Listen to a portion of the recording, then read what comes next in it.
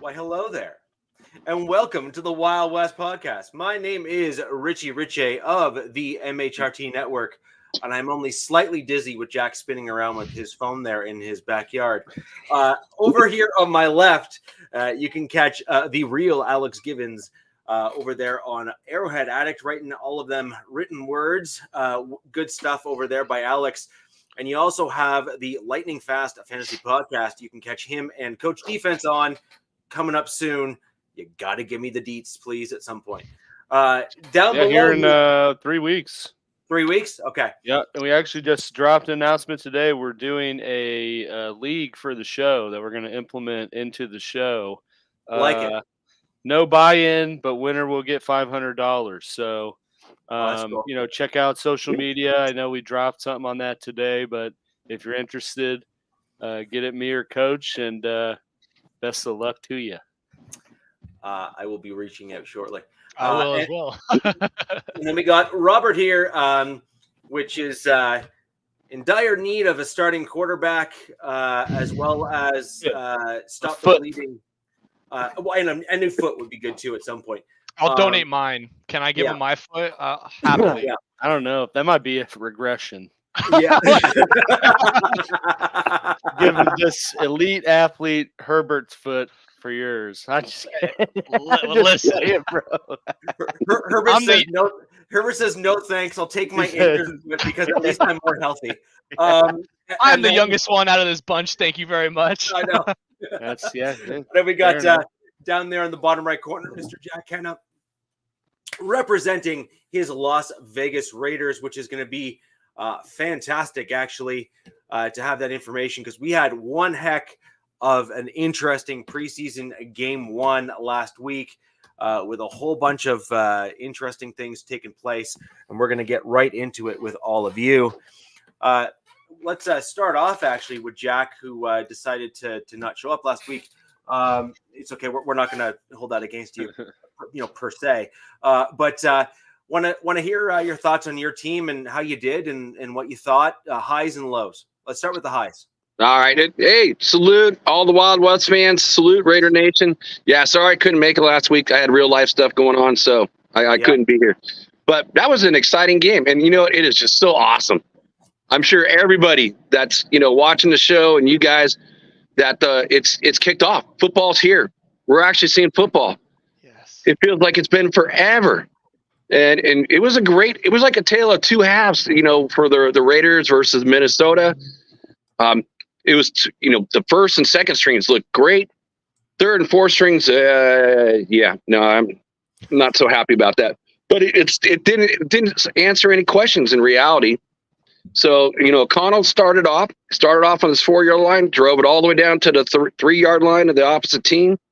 He went 7 for 9 for 76 yards. And on that third down play, I'm sorry, Pete was a turnstile, gave up a sack, and two receivers ran into each other practically. So it wasn't Aiden O'Connell's fault, but he was accurate. He stepped up in the pocket. The pocket was pretty darn clean. And then, when Minshew came in afterwards, he went 6 for 12, 117 yards and a touchdown. And he looked pretty good too. I would like to see a little bit better in accuracy, but he extended plays. So that left, AP with a tough decision to really what it wants to do. And all the word is, on the town is that he's waiting until after this Cowboys game and to make a decision on who is going to be a starter. And we'll see. Mustaches. Yeah, it's a battle of the mustache, that's for sure. But who knows? I mean, I can see it even if they both play like they did. I can see it's going another game before he makes a decision. So it's going to be a really fun, time and watching it go play against the Cowboys. That's who their next opponent is, and see who really steps up, because it's really coming down to this. So these guys probably feeling a little bit of pressure and making it work. But again, the first half, 20-7 Raiders. In the second half, the Raiders, they gave it up and they lost the game, 24-23 on a, last second field goal. And I can tell you, it's like the backups, Brown didn't show anything. He was like 1 of 3 from 30 some odd yards, 3 sacks. Did not help himself out at all. at all. It got so bad that the Raiders signed Nathan Peterman, which was an old Raider guy that's coming back. So I have great memories versus Nathan.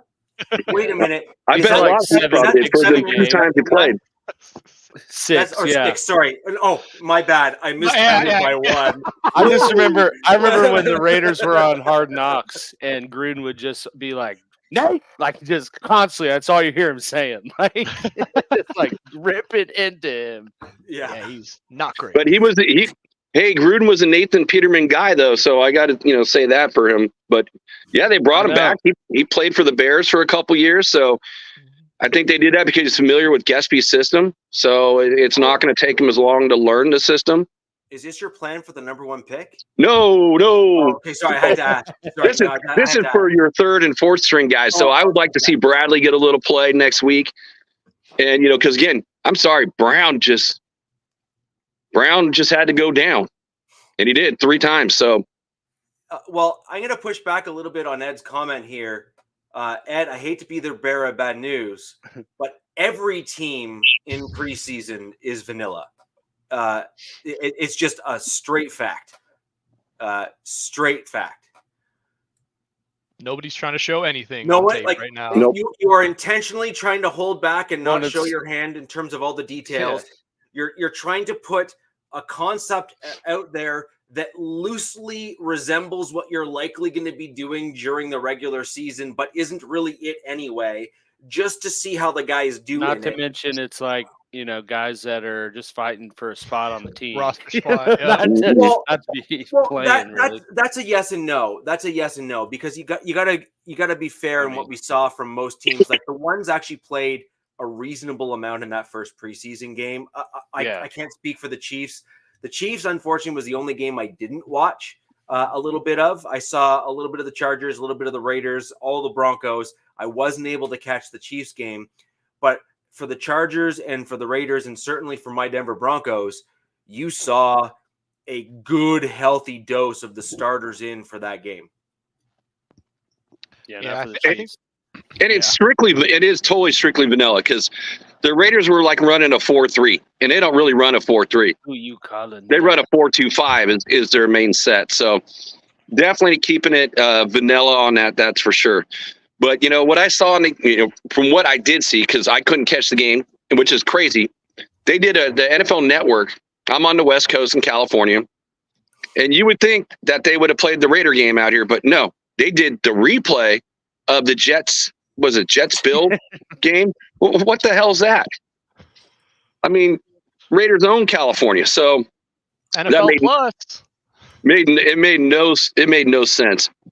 But what my takeaways, again, the tale of 2 halves. But the one thing that I was really disappointed with in the way the Raiders played, it was the run defense. I mean, they gave up for the game an average of 6.5 yards per play at 140 yards. And that's from the starters to the backups. They need to figure out and plug those holes, because that's purely unacceptable. Purely unacceptable. That'll lose you games. That'll lose you games. That's for sure. Yeah. You're giving up 6.5 yards. Who needs to throw? Yeah. And if you make a team where you can run, and that's always been the philosophy of football. If you can run on a team, then just keep doing it. And they did, and they look good. It literally breaks their soul, because what I think I've said this before in previous shows, but I'll say it again because I think it's true. And that's the fact that when you're able to run or impose the run game, I think is the probably better way of putting it, on another team, the other team is trying to actually stop you. Like that. That's it's not like they're just saying, "Hey, go." And so what that basically means is you are imposing your will on another team, because the entirety of the run game is effectively your offensive line moving out of the way the other team's defensive line in order to allow that run to work. And Alex knows exactly what I'm talking about. Well, I mean, literally, if you can just average like 3 yards a carry, you, in theory, don't need to do anything else. It kind of felt like they were matadors, Hey, let's just stand aside and let you go by. So, that was probably one of the most disappointing, pieces of the game. It's just because again, How long do starters Raiders- play for, though? not that long. From what I understand, again, I couldn't see the game, so it's like on the Maxes and I got blacked out here from the game on NFL Network, and I'm like, how? Well- I pay all this money for this access, and you're telling me I can't watch it. wow. Watch it online through just Chiefs.com. I think I saw some post or something that's like to watch every game this year in the NFL with all the subscription packages you need to Like get, everything like that. $800. It's like $800 to watch every single game. Stupid. It Yeah, is. because there's going to be like 4 on Netflix, Yep. Peacock, like Amazon Prime has It's ridiculous, dude. It is. Not to get off topic, but I No. feel you on not being able to conveniently watch your team's game. Like, it's stupid. And I called them. I called the NFL Network. I'm like, what the hell's the deal here? They're like, well, it's just for the preseason. I'm like, I hope so. Yeah. Go ahead and bookmark my account if I'm calling in 3 weeks. Yeah. Yeah. Otherwise, I'll just go back to stealing it off of Reddit like I used to do. Sportstream.com. Like a real American. Yeah, I know you must have the what is it called, the end zone or the red zone? Yeah. Watch all your fantasy players. Well, just not, yeah. Well, yeah, you have to. I mean, Yeah, I'm in it for 7 hours of commercial-free football. Yeah. Kenna. So I'm just looking for some improvement. And again, not being matadors and just lifting up the cape and letting these guys run by. I want to definitely see some improvement against the Cowgirls. Couple of news notes. Devontae Adams had his child, so again, that's why he wasn't at the game. He has a son now, so he's coming back. And Trey Tucker, 2 catches. Was it 73 yards on 2 catches? And I guess he had LASIK, so I guess his vision's improved. I've had LASIK. Dynasty team, dude. Woo-hoo. Here we go again with the Dynasty League. Well, he's looking good. So I will say that he's been looking good in this preseason, and he's showing it up in the game. So I'm pretty happy about that. So I got to give some props to Mark Davis. This was something I wanted to start off with, but I kind of forgot about it. It's right here. This is going to be on all the Raiders helmets this next year. I don't know if it's going to be for life or just one season. And again, like my first show with you guys was, doing the thing for Jim Otto. They're going to honor him. He's that type of player. So they got on one side of the helmet, they have Al Davis. On the other side, now they're going to have Jim Otto. So I'm glad that the Raiders are doing something, going a little bit above and beyond to recognize the greatness of one of the greatest players who've ever played this game. No, I didn't say Mark Davis ever played. And besides, his weight at least has a 3 in front of those 2 zeros. Yeah. Oh, absolutely. At this age, absolutely. Might be able to go out there and play a little bit of guard, maybe. No. I said Mark Davis. His weight at least has a 3 in front of those 2 zeros, right? So, but I think that's amazing that there's a staple player that most of our franchises have had, and there's no denying. Like, this isn't the time to, throw on your, opponent hat and start, cracking jokes per se. Although I'm probably going to do it anyway. But he is that guy for the Raiders. He is certainly at least that one guy, and there's probably kind of like a B, C, and D that would follow Otto behind him. And so I think it's important that you elevate the players within your franchise that has kind of made your franchise what they are today. And I think it's important to honor those players in the right way. And I think that as opponents, we all enjoy football. Like, that's kind of why you're here on a roundtable podcast, is that we all are football fans as well as fans of our own team. So I think it's important that we recognize other players, even if they were opponents, that were great at what they did. And Otto was certainly, he fit that mold. Absolutely. I mean, he's my favorite player. This is the only jersey I own. If for me, it's the greatest team, and he's the greatest player. So, it's kind of hard to want to go out and buy a different jersey when I don't feel like hardly no one measures up to him. So that's the whole point of only owning one jersey, where guys will own hundreds. And I don't roll like that. But I do have something that's kind of funny. So one of our running backs, he's rated. He's the number fourth running back on the team, is Labe. Yeah, he got a new. he got a new nickname. So I guess Max named him Cheddar Bob. So if you guys ever seen the movie from 8 Mile, Yep. so he's Cheddar Bob now. So That's amazing. it's been so long since I saw the movie. I'm like, who in the hell is Cheddar Bob? But I guess he's cheddar, he's money. But I don't know. The guy shot himself in the leg, so like Plaxico Burress. I was gonna say we should name him Plaxico. Yeah. So I'm like, I don't know if that's a good thing or a bad thing. So he's like Aqib Talib who shot himself in the foot. Yep. Yeah, surprisingly or non-surprisingly, there's a lot of athletes that I think have shot themselves. It's pretty sad, actually. It is. I mean, hell, we just rattled off 4 guys that have shot themselves. Just not even thinking about it that hard. Well, and here's another one with Plaxico Burress. Who's the one that helped him out of the club? It was AP. Oh, So damn. Who knows? Interesting. Yeah, it was an interesting one.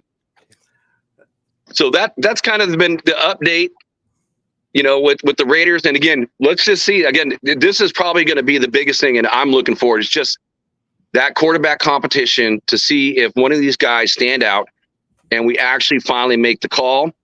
And who's going to start getting, instead of splitting reps, who's going to get all the first team reps? And I don't know how they're going to do it because there's been nothing on social media. Because Aiden O'Connell started, and then Minshew came in. I'm just wondering, they've been flip-flopping in practice. So I'm curious if they're going to flip-flop for this game, just to see. Well, you would think that what you're probably going to see, and this is me projecting for the game, and I think it's the right thing to do given the play that I saw of Minshew, is you should be flipping Minshew and AOC.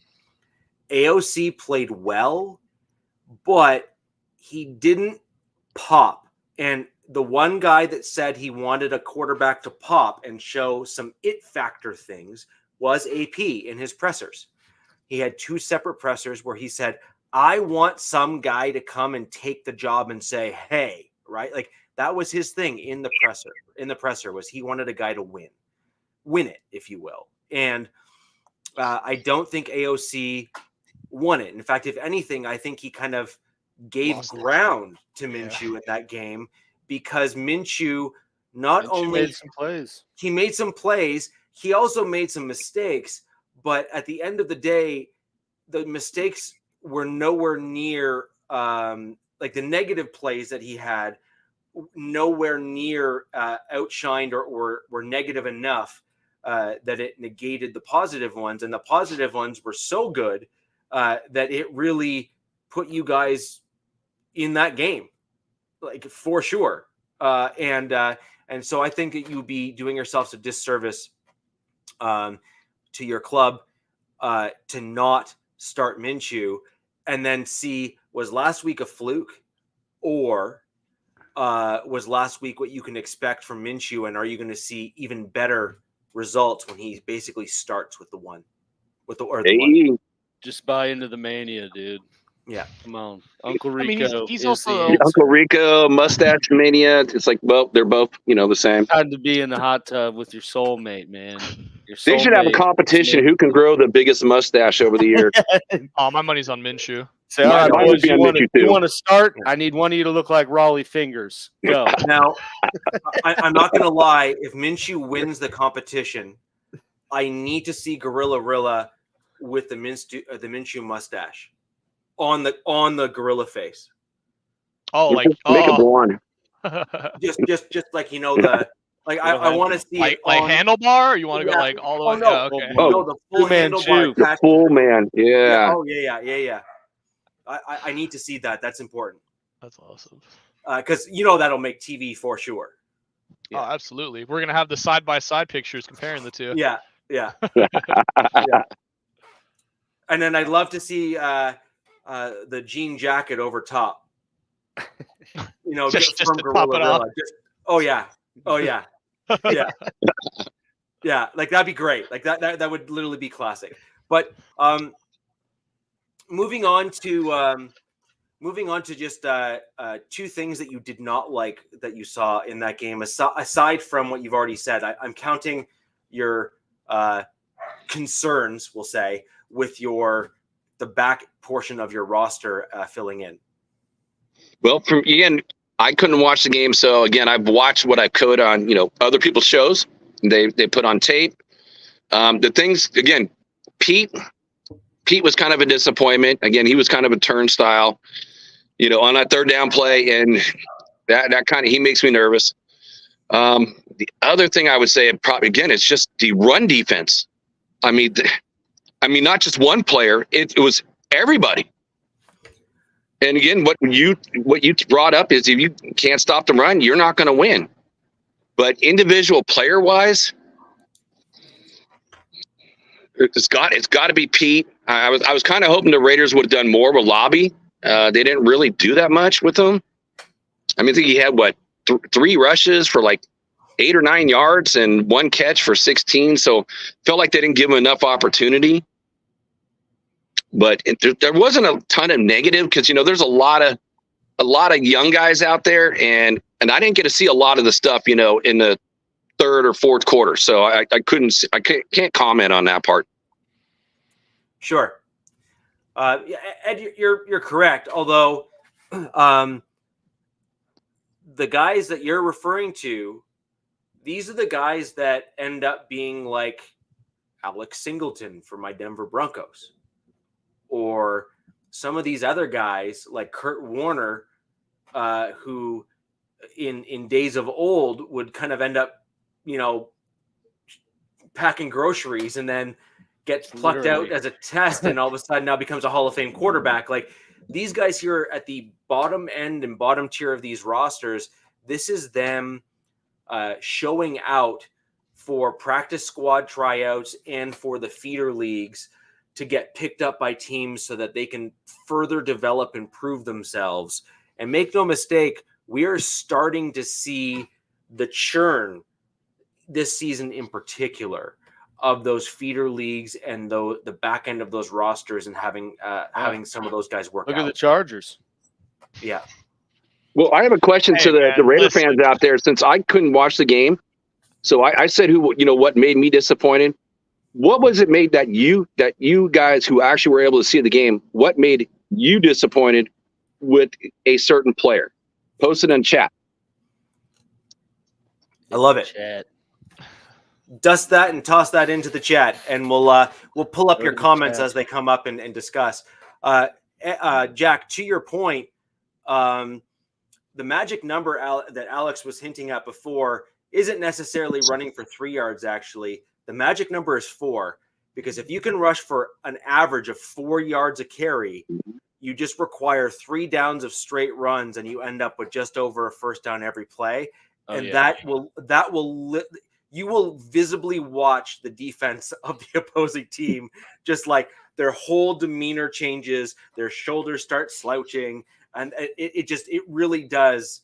It's like an epic change of just everything in the game. If you can do that for 2 to 3 drives successively, that's really where momentum is just it's done. Yeah, Anthony Estrada, you're right. Brown, I mean, I guess you could say him probably more than anybody almost, because the Raiders don't trust him, and they went out and signed another quarterback looking to replace him. I mean, that third string guy almost always in today's NFL lands on your practice squad. If you can retain him. So you want the dude to show that he can at least play or develop, because you want to stash him on the practice an emergency spot now. Yeah. Mm-hmm. And so if that guy doesn't cut it, of course you're going to be shopping in aisle 2 for someone else. What do you have in the back? You're going to the bargain basement right now. Hey, can you check the overstock over there? We need someone new. It's like when you got shoes. Like, we're all out. Did you look in the back? Yeah. Come on. It's like the discount rack. It's like everything's like 20% off. This guy can't throw. Look in the back. Yeah. Yeah. Look for those foot supports. Did you check the store Scholes. next door? Did you check the store next door? We might be able to find a pair there. But that's exactly what we're talking about now. Is that third quarterback is because we're seeing so many injuries like Herbert and others. And others. Man, that was like a cut passing in the yard right there. He's like, hey, dude. I was like driving by in the car with just a middle finger out, like, damn, what did I do to you? It's true though. When you look at these injuries that are occurring to some of these quarterbacks, Herbert's one. JJ McCarthy, we just saw with a big time injury that he's now going to be out for the season as a result. I mean, these are. Pause on that part with McCarthy, since it was the Raider game. I did follow up on that one. So it's one of two different surgeries. Either they go in there and they trim. It depends on how much damage done. If they just trim a little bit of the cartilage, he's out like 4 to 6 weeks. If it's where they have to completely repair it, then he's done for the year. It just depends on how much damage was done. No, they've already confirmed it. Yeah, they confirmed. Oh, they did. He's undergoing a full meniscus repair. He's going through a full one. Okay. Yeah. And they specifically stated, Jack, just for the benefit of you and everyone else that may not have read up on it prior to the show, the decision was made to not go under the trim, which is what you're referring to, because the fear is that he would further injure his meniscus throughout the season. And for a young player, their goal with him is long-term, not short-term. Yeah, it derails their future, right? Yeah, and that just makes the second half look even worse. A guy's got a torn meniscus and did what he did. So he ended up looking pretty good in the second half. So right. Oh, that just makes it even worse. See how many teams moving forward with rookie QBs play him a lot. Well, I just saw something earlier today too that was like McCarthy's the first QB in the modern era to miss his entire rookie season off an injury. So that's just like, I mean, at least every other rookie has at least played in one regular season game. This dude couldn't even make it there, and that's just with somebody you took in the first round. This is kind of like going back to the convo we had a week or two ago, Rich, talking about when's the right time? Should a quarterback sit? Should a quarterback play right away? Now this goes right back into that whole thing. Well, it's like now he's like forced to sit essentially, and you're going to lose a year of what I assume they were obviously going to try to start him this year. So I mean, it's tough, and I'm sure nobody's sicker than Justin Jefferson right now. It's the year of Darnold. But the goal was not to start him right away. The goal was to let him learn and let Sam Darnold start.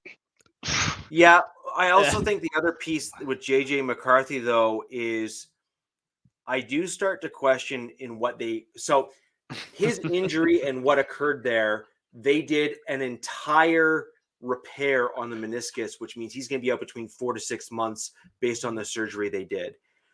The question that I would then have is, how do you miss that?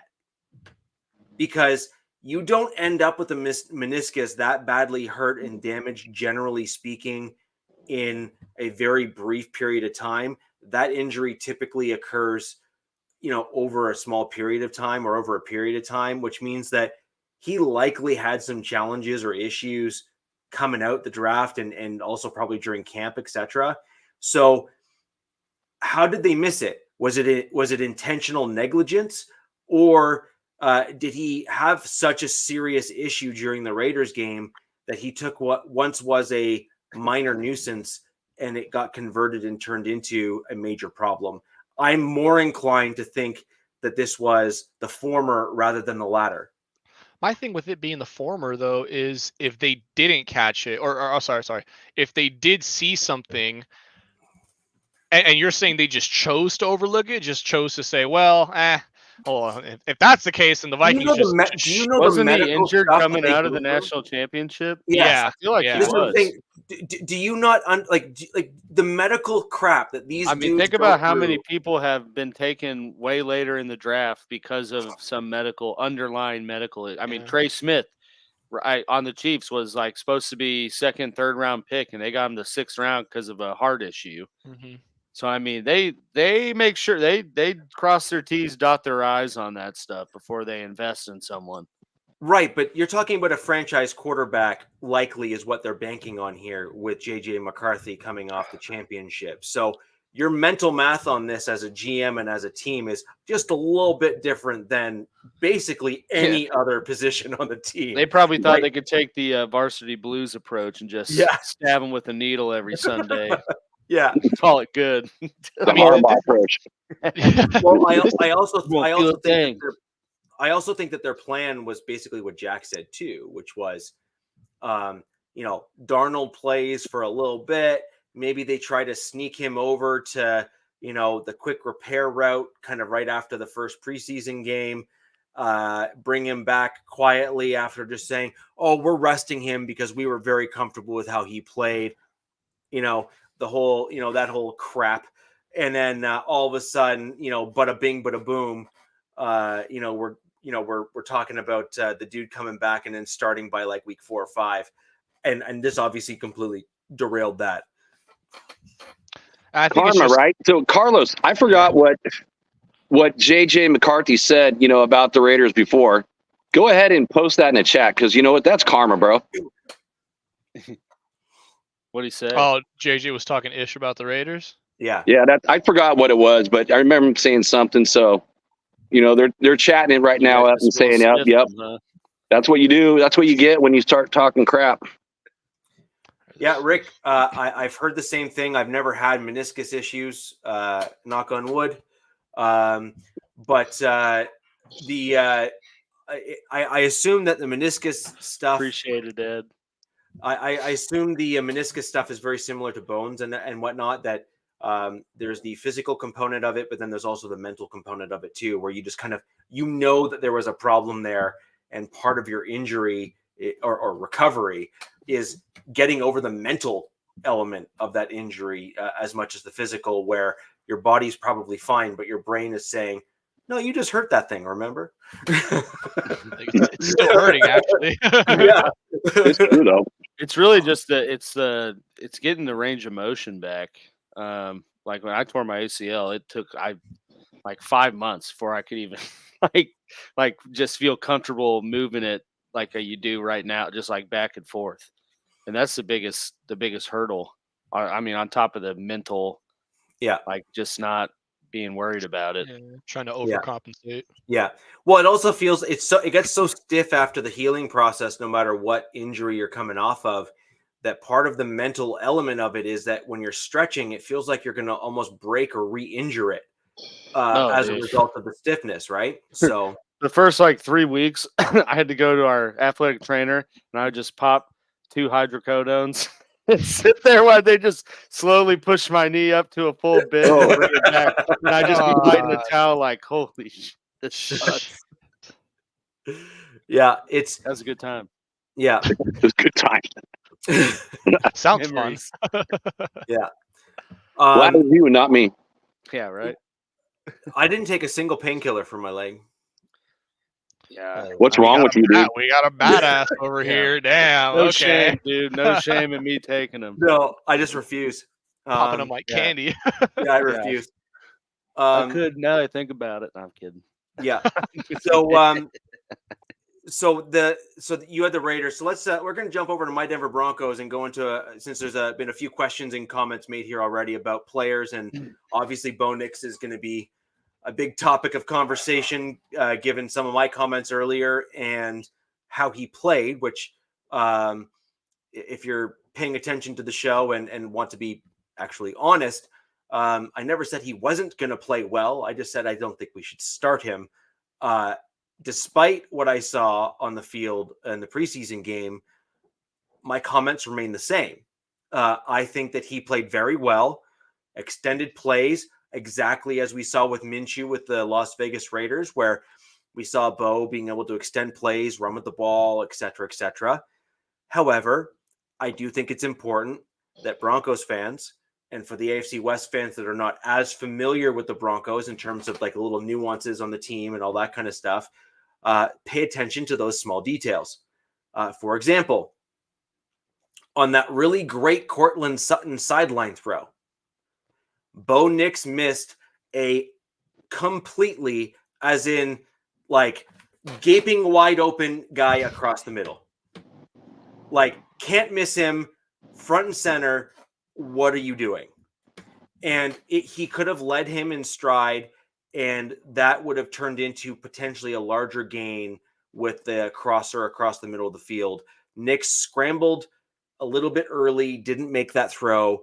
And I mean, he completed it. He extended the downs. He got a new set of downs. He did all the things. This is not like a lambasting of Nick's, but you can't rely on making a leaning Cortland Sutton sideline catch on every play like that. It is just not, it's not in the cards. Ain't going to happen. So you need to go through your progressions properly. You need to be able to catch guys in stride, and you need to be able to make those throws the right way. The great quarterbacks make those throws across the middle because they can kind of see the play develop. And that's exactly what I was saying. And one of the reasons why I believe Bo Nix should sit at least for the first block of the season, because once you start him, you can't bench him. Like you will absolutely kill his development as a quarterback, because you're going to, you're going to set him so far back. I don't think it'll work. So I think you're better off starting either, and this is now where the debate is that you're starting to see the media come out and say some things about Wilson that I was saying in the early stage of this show, which is Wilson could well start for our Denver Broncos coming this season. That's Zach Wilson, by the way. And good Lord, I don't want to hear the name Russell Wilson again. And because he looked real solid in the latter part of that game against the 3s and the 4s, as he should have. Now you need to start seeing what he looks like against better competition again with the Denver Broncos in our offense. You know me, Rich. I'm going to go once again complete opposite way. You got to start him now. There's no reason to go back now. You saw him have poise out there. You saw him have command. You saw him have all the things that you're looking for in a rookie QB. Let's be honest. Like, yeah, he missed a throw here or there, made a couple mistakes. He's going to learn. Obviously, I'm not going to sit here and say you need to start Nick right away and he's going to be MVP caliber. But I feel like those mistakes that he learns throughout, or that he will commit as the season goes, and he, with great coaching and assuming he's got the right head on his shoulders, and he learns from those mistakes, then that's what you want, because you're never going to get better experience than playing in the game. And I mean, this, like the preseason, and I mean, didn't we mention that when he moved? I did. I said a fresh crop of soccer moms there in Colorado for that Zach Wilson. Oh, yeah. Man. I think every situation's different. It just depends on who's in front of you and where you are as a team. I don't know. It's like I see both sides of the coin.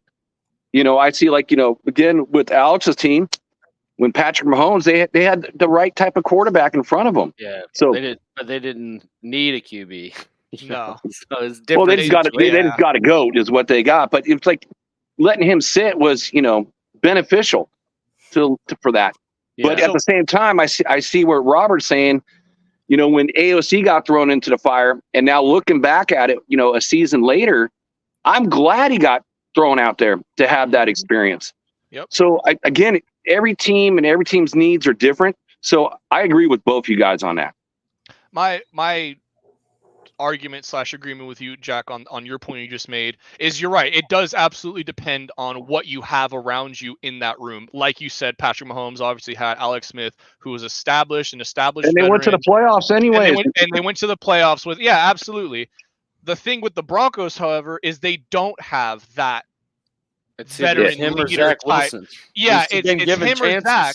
And exactly, Zach has been given the chance to start, and he has started in this league many times before. So I don't feel like he's the right person to go to, because what is Nick's really going to learn from him? He hasn't been in the system with the Broncos long. I mean, he's basically quote unquote a rookie like Nick's, because he's learning the same process. Exactly. So I feel like with that, and then we can go to the same thing with Jordan Love and Aaron Rodgers. that was the easiest decision ever. Yeah, of course we're going to bench Jordan Love. We have this dude who just won back-to-back MVPs. We're not going to get rid of him anytime soon. So I feel like that, given what you have in the QB room, and I know you said that Stidham would be the person that you start the season with, and try to transition into Bo Nix. I just feel like you got to give Bo Nix the start right away, unless you think that the Broncos are competing for I don't want to say championship, but competing, like they're going to be in a playoff spot, like fighting for the playoffs come end of the season. I feel like there's no reason to start Nix. Or I'm sorry, I feel like there's all the reason in the world to start Nix. Okay, so my reaction to what I've seen with what our offense, I believe, is going to look like, barring a couple offensive line issues that I saw in that game, which scared the bejesus out of me. But McGlinchey's, like, everyone's saying, "Oh my gosh, the offensive line." I'm like, McGlinchey got owned, like, on like a good percentage of plays there, and he gets owned. Yeah, it's bad. Every game, like it's bad. It's bad. It's not just like, oh, everything was okay. It's like, no, like, dude, like, watch the film. Like, go and watch the tape. Sarah, welcome back. So, what's up, Mike? So here's my take, Robert, on that, which is, I do think the Broncos have the potential of being in that wild card contention this season, and I've maintained that from the beginning of the show. I believe that a lot of teams were very low on the Broncos coming into the season, but they're not paying attention to the types of players that the Broncos are bringing in.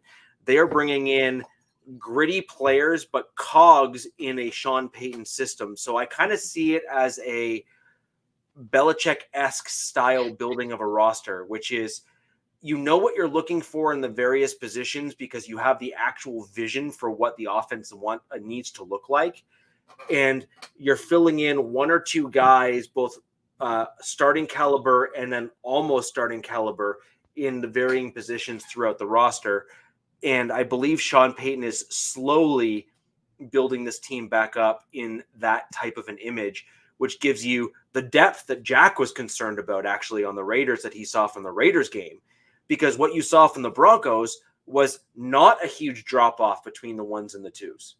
The Broncos had some, pretty stable performance, stable performance between the ones and the twos.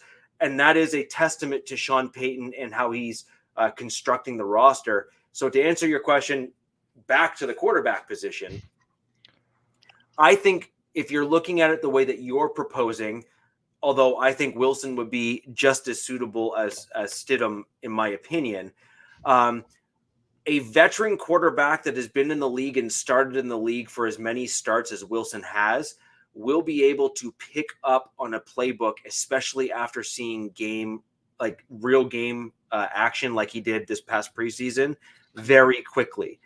And in turn can impart knowledge on a younger guy, because the benefit that Wilson has is he's still young enough to remember what it was like coming out as an early round pick, to be able to tame Bo Nix's nerves and kind of give him some feedback and pointers and that sort of thing, and allow Nix to kind of grow behind him and learn behind him, and even potentially teach him a few things, cheat codes, if you will, to then overcome when he will eventually start. And make no mistake, Nix will eventually start for my Denver Broncos. So Richie, has Peyton give any indication when he's going to, make known who's going to be the starter? There's been a few hints that he'll be making some decisions, in somewhat short order. But Sean Payton is a chess player. He doesn't play checkers. And in my opinion, he's going to hold on to that right to the end. And I even predict that what you're going to probably see is not even a tipping of the hand up until the Seahawks game. I think he's going to somehow, mix up the depth chart in some way where he's going to say, well, all the rookies are just sitting at, the second spot or the third spot or the fourth spot on the depth chart because they're rookies. And I'm Sean Payton, and my tutelage. That's just kind of the way. That's the way that my mentor taught me. And if you don't like it, go away. And so I have a funny feeling that even if Peyton wants Nix to start, he'll probably give him the reps and stuff with the ones or split the reps with the ones. But I hope that he goes pure old school. And I'm hoping, like fingers crossed, hoping that we see either Wilson or Stidham start for my Denver Broncos, because live game action is not preseason and it's not college football. And once you go Bo Nix as your starter, you can't bench him. You have to just ride out with the results and hope things work out. And it would be a shame to stunt his development by getting a little overzealous needlessly, in my opinion, because you do have two quarterbacks that have clearly proven that they can run the Peyton offense and have success doing it. But have they? Stidham came in with Russell Wilson where people were saying that he had a bounce back year, and there was zero difference statistically between him and Russell Wilson. Zero. Now, my opinion of Russell Wilson last year was somewhere between trash and trash. But I think that was everyone's opinion. Yeah. Well, not really, because a lot of people. Oh, well, that's true. A lot of not at all. A lot of these pundits and everything else were saying, bounce back year, Russell Wilson, look at all the stats and blah, blah, blah, blah, blah. And then all of a sudden he gets cut and they're like, well, I guess, Sean Payton and I guess Russell Wilson may not have been that good, even though like 5 minutes ago they were basically saying he's back, baby. So, I mean, the point here is you can be serviceable and win games with a quarterback, with a coach that can build the team supporting the skill sets of the quarterback that is on the roster. And so long as a guy like Sean Payton knows who his guy is going to be, whether it be Stidham or Wilson, he can really do a tremendous amount with the offensive playbook and scheme to suppress any weaknesses and absolutely shine and put a spotlight on those strengths. Okay. That's understandable, and I see where you're coming from. I don't know. I just feel like Nix is going to lose out on some valuable reps, especially early in the season when a lot of teams are still kind of, I don't want to say are trying to figure out what they are, but it's the first couple weeks of football. It's now the schemes are coming into That's play the time now. to build momentum. Yeah, exactly. If he can notch a couple wins under his belt, and I honestly don't know what your schedule looks like the first 4 to 5 weeks of the season, but I mean, it's not great. Okay, I guess in that situation, I could understand you waiting about 2 months or so to throw Nix in if the schedule's brutal to start. But man, I don't know. I feel like I know it's only a preseason game, and I know it's only one preseason game, and we're trying to look at the crumbs and try to make a cake out of it.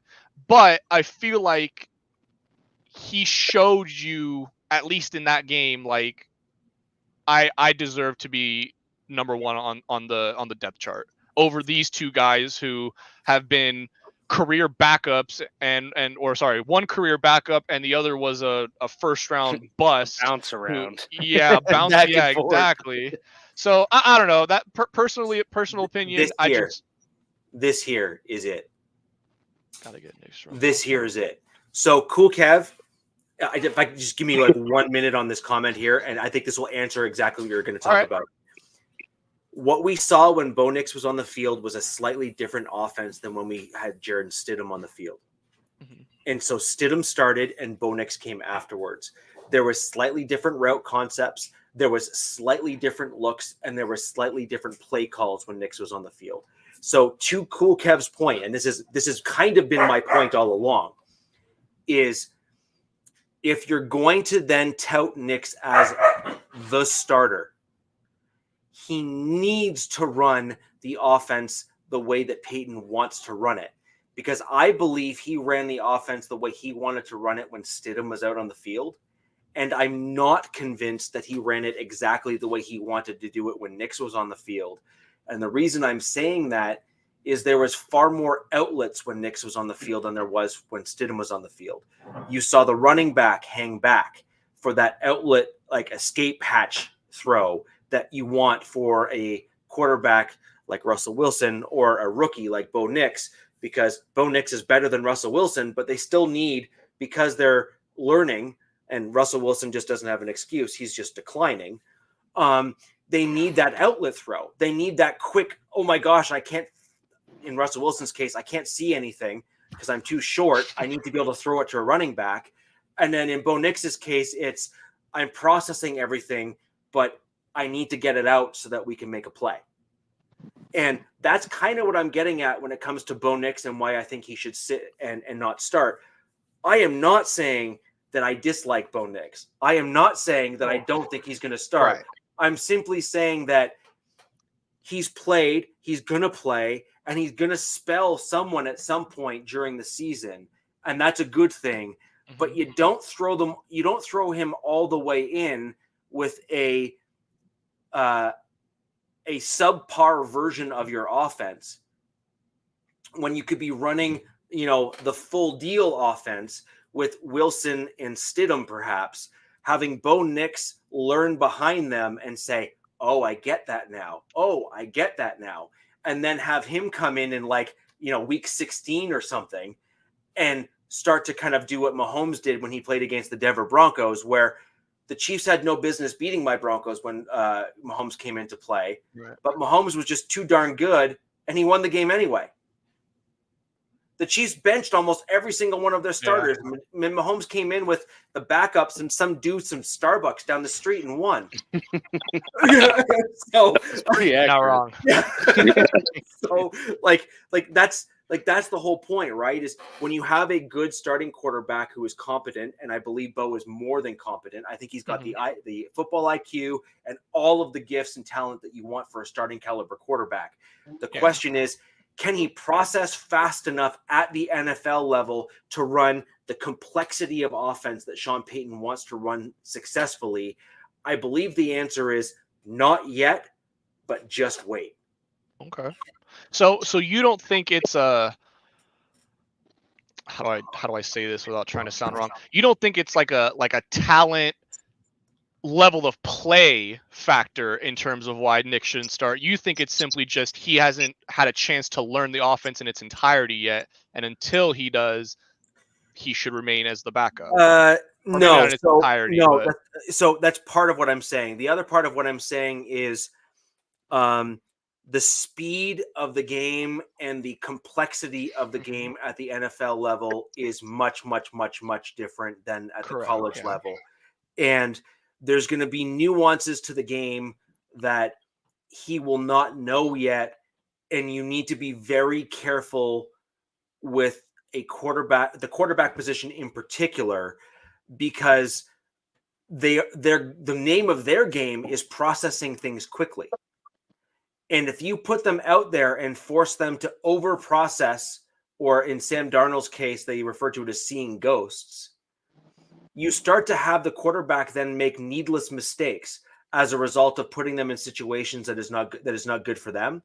And you get guys like Aiden O'Connell, for example, AOC 4 at the time, now AOC 12, who stepped in and rose to the occasion. Now the question is he in a team, and has the roster been built around him to keep him at the level that he was last year and help elevate him to the next level, since he rose to the occasion, as opposed to finding everything overwhelming? My point is, you put such a tremendous amount of draft capital into Bo Nix as your first round quarterback. Mm-hmm. I believe that he can and will be a very successful starter for my franchise in the Denver Broncos. I really do. I think he's that guy. He's got the right blend of skill sets and tools. Intangibles. All the intangibles. Mm-hmm. But don't put him in a position where you start hindering or stunting his growth, like that crossing play that I mentioned that he missed versus throwing the out route to Sutton.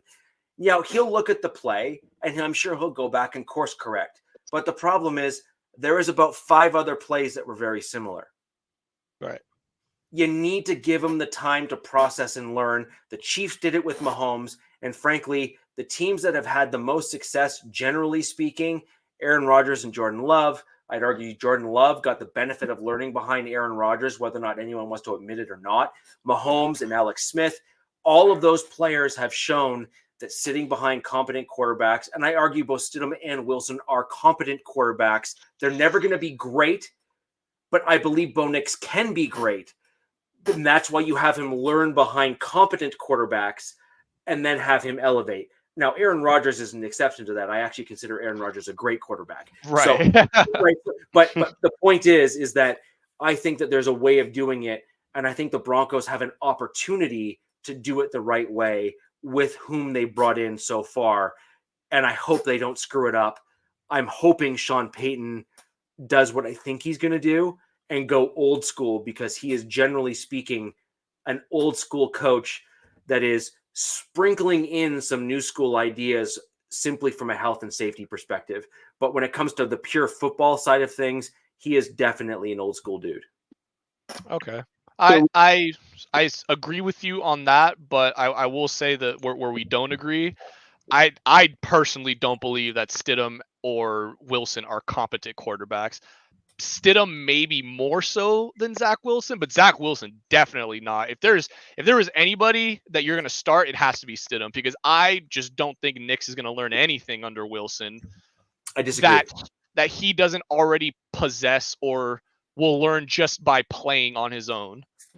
Look, move record aside, like ignore the record.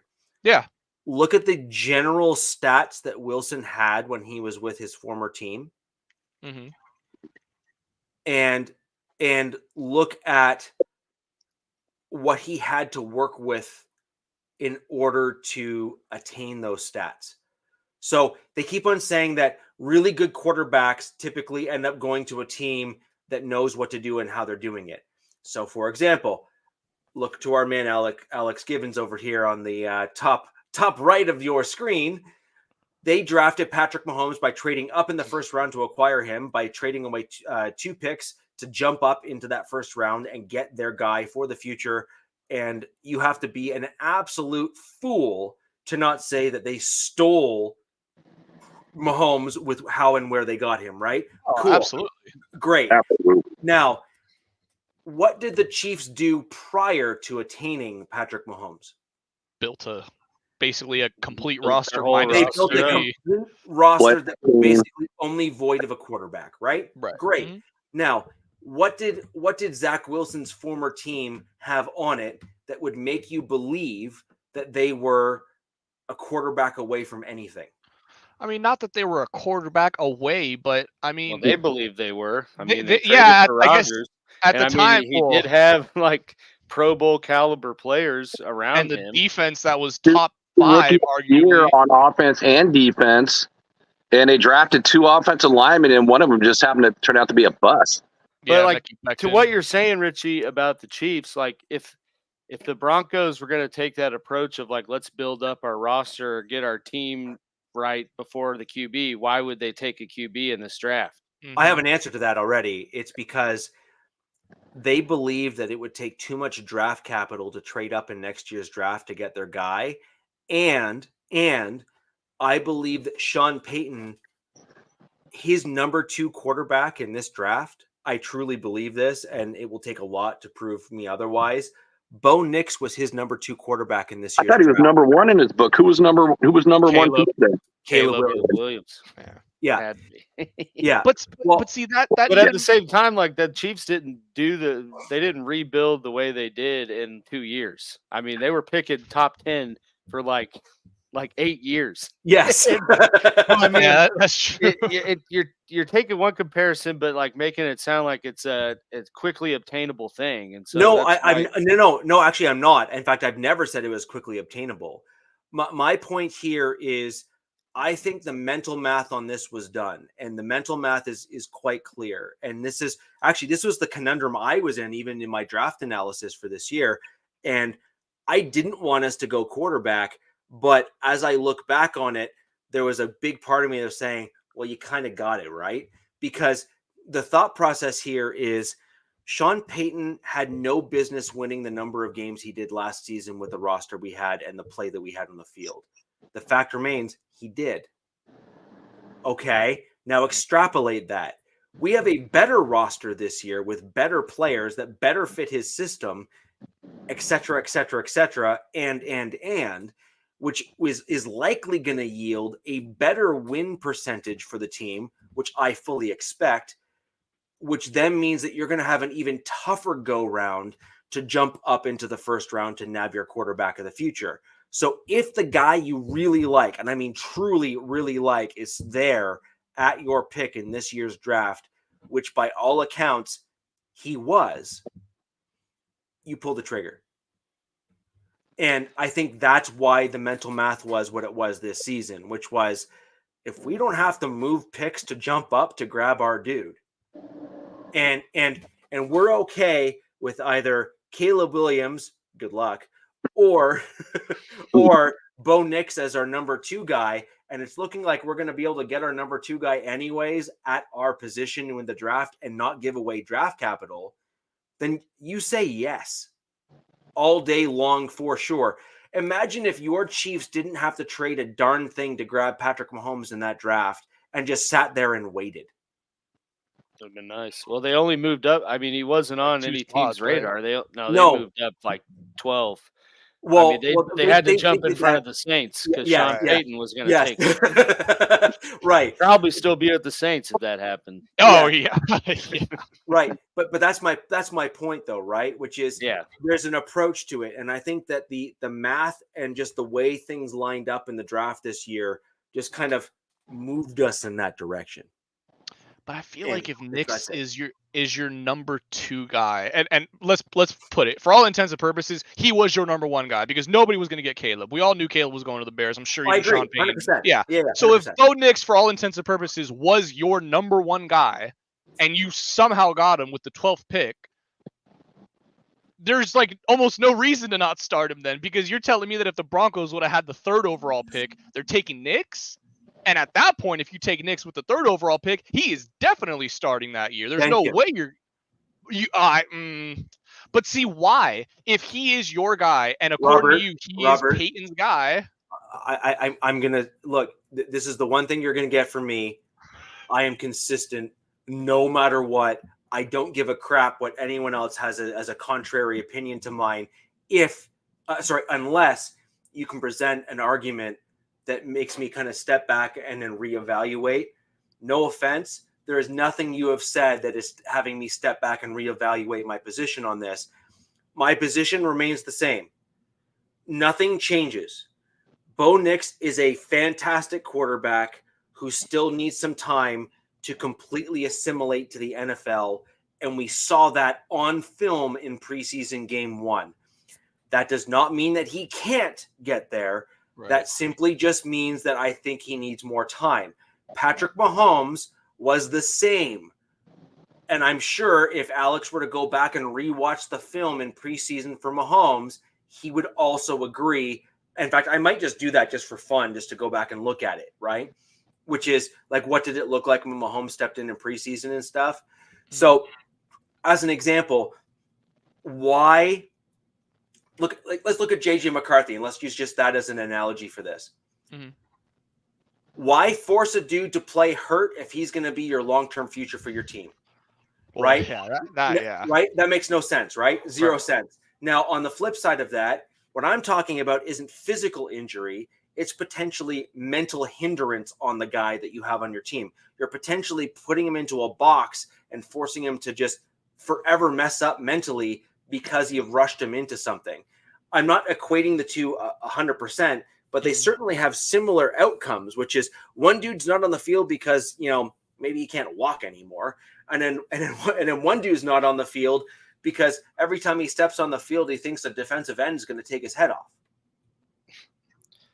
I don't know, but it's a slippery slope, though, because I feel like you also can mentally hinder him with the media constantly asking why they're not starting, you telling them they're not ready, and then midpoint of the season when you're probably never tell them they're not ready. No, when you're probably doing bad, if you're making a change, then you're not doing good at the midpoint of the season. Then you're going to say, hey, kid, I know we're in week 7, and I've said you're not good enough, but things are pretty shitty right now. Go fix it. Like, how is that going to be any better of an outcome than putting them in the fire now and you're them still not capturing you're still not. Yeah, but you're also only viewing one side of the perspective here, like it's the correct one, which is I mean, not accurate, because it could go one of two ways. Like the same thing is like, if I've said if Mahomes went somewhere else and was thrown in, maybe he's not Mahomes today. But at the same time, maybe he goes there and he lights it up the same way. But like, you have to take the risk. And if you're spending a top pick on someone, like, why not do it now when there's not really anyone that's better than him long term for your team? Yeah. So I just went through a bit of a DM battle with one of the top guys for one of the top podcast groups that represents my Denver Broncos, called Mile High Huddle. And he and I got into this volleyed back and forth discussion that is literally what we're having right now. And my whole point here is, if you're not doing well and you throw the guy into the back end of the season, sure, you run the risk of issues and problems. But at that point there, you've also lowered and dropped expectations of that player at the same time. I also have never, not once, said that your message or branding, if you will, of this new quarterback is he ain't good enough, therefore he's not on the field. Your branding or message is basically, I'm the head coach and I believe in the old school way that we used to do things, which is allowing quarterbacks to learn the ropes from a veteran. And you never say, figure it out or belittle the quarterback. My comments have always been, you basically pump him up as saying he's going to be our future, but I believe in the old school mentality of having him learn from a veteran, learn from the coaching staff, analyze the film, run maybe the meetings and that kind of stuff. Like literally go through kind of the ebbs and flows that you want from what is inevitably the de facto leader on your football team. Like, is there any debate on your team right now who the leader is? Well, for the Raiders, there might be a little bit, but but at the same time, that question wasn't for you. Actually, I would argue I would actually argue that Jack's answer is probably a yes. Max Crosby. Yeah, that's right? true. We're talking quarterback. No. I guess that branding, Rich, only really works if your team's doing well. That perspective of it has only worked in, really two places, Kansas City and Green Bay. And that's because Kansas City was still making it to the AFC Championship game without Mahomes, and Green Bay had back-to-back MVP winning Aaron Rodgers. Everywhere else, even if you try to sell it that way, it's going to be like, well, this team's 2-6 right now, and they're not starting the guy they drafted 12th overall. Why? New England Patriots had Tom Brady step behind Bledsoe, who stepped in eventually when but that was different. That was different though. Like he came in because he got hurt. It wasn't like we took Brady and they took him in the 6th round. They didn't take him 10th overall and say, "Hey, you're going to learn from Bledsoe." And it was also 2000. The game has changed. But I'm just saying, that way is only presented that way if the team's doing well. Okay, so here, let me turn that around and say, okay. So from the year 2000 to 2024, this year of 2024, how many quarterbacks that have been thrown into the fire have ended up winning a Super Bowl? Yeah, but that's like you're putting it in like the upteenth degree. First of all, half of these quarterbacks haven't even played long enough for us to be like, well, they made Robert, a Super Bowl. I will even go as far as lowering my bar. Playoffs? How many quarterbacks have made it into the championship round after being directly thrown into the fire? Remember, 32 teams, and there is probably for sure been a few. Josh Allen. So Josh Allen, Joe Burrow, yeah. Jalen Hurts. I guess Lamar wasn't thrown. Lamar? No, Lamar wasn't thrown in. He sat for half a season. But Jalen Hurts over on the NFC side, Brock Purdy. He wasn't thrown in. He didn't start. No, he came in. He was thrown in for injury. No, but he didn't start. My point is starting. Okay. So starting game 1. So you have Josh Allen, Joe Burrow, who both started week 1. So those are fair comments. And yes, they did make it in to that kind of like upper tier of the playoffs. But my point here is, you've listed to me. Pardon me. Russ. Right. Yes, that's true. Yes. Cam Newton. And in fact, Russ and Cam Newton are the only two Baker quarterbacks. Mayfield. Mayfield, not No, that was they did. divisional. The Chiefs That beat was- them. did. Oh, was that? No, that was that was divisional. That was the divisional. That wasn't to divisional. go to the Super Bowl. Yeah. Never mind. But the point here is every year there's 4 or 5 teams that draft a quarterback in the first round, and those 4 or 5 teams change. And so we have had a substantive churn over the last even just decade of starting quarterbacks within the majority of the teams in the NFL, and that's inarguable. It's just a fact. Right, and of those quarterbacks, very few, if not none, have actually gone on to win the championship, or even lowering that bar, which as a fan you'd be ecstatic with anyway, of making it into the deep run into the playoffs, right?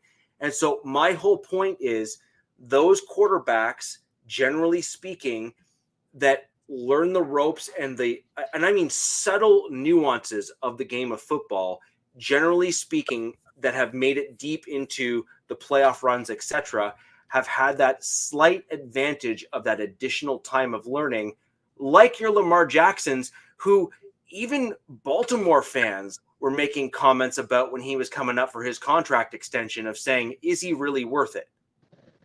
Which is So, crazy to me because the dude won an MVP up until that point. I don't. The 31st pick. It's like we're talking like low level, super high picks, and you know what? That just means your team is not good, and you can't expect it. It's a team sport, but to give the player the experience.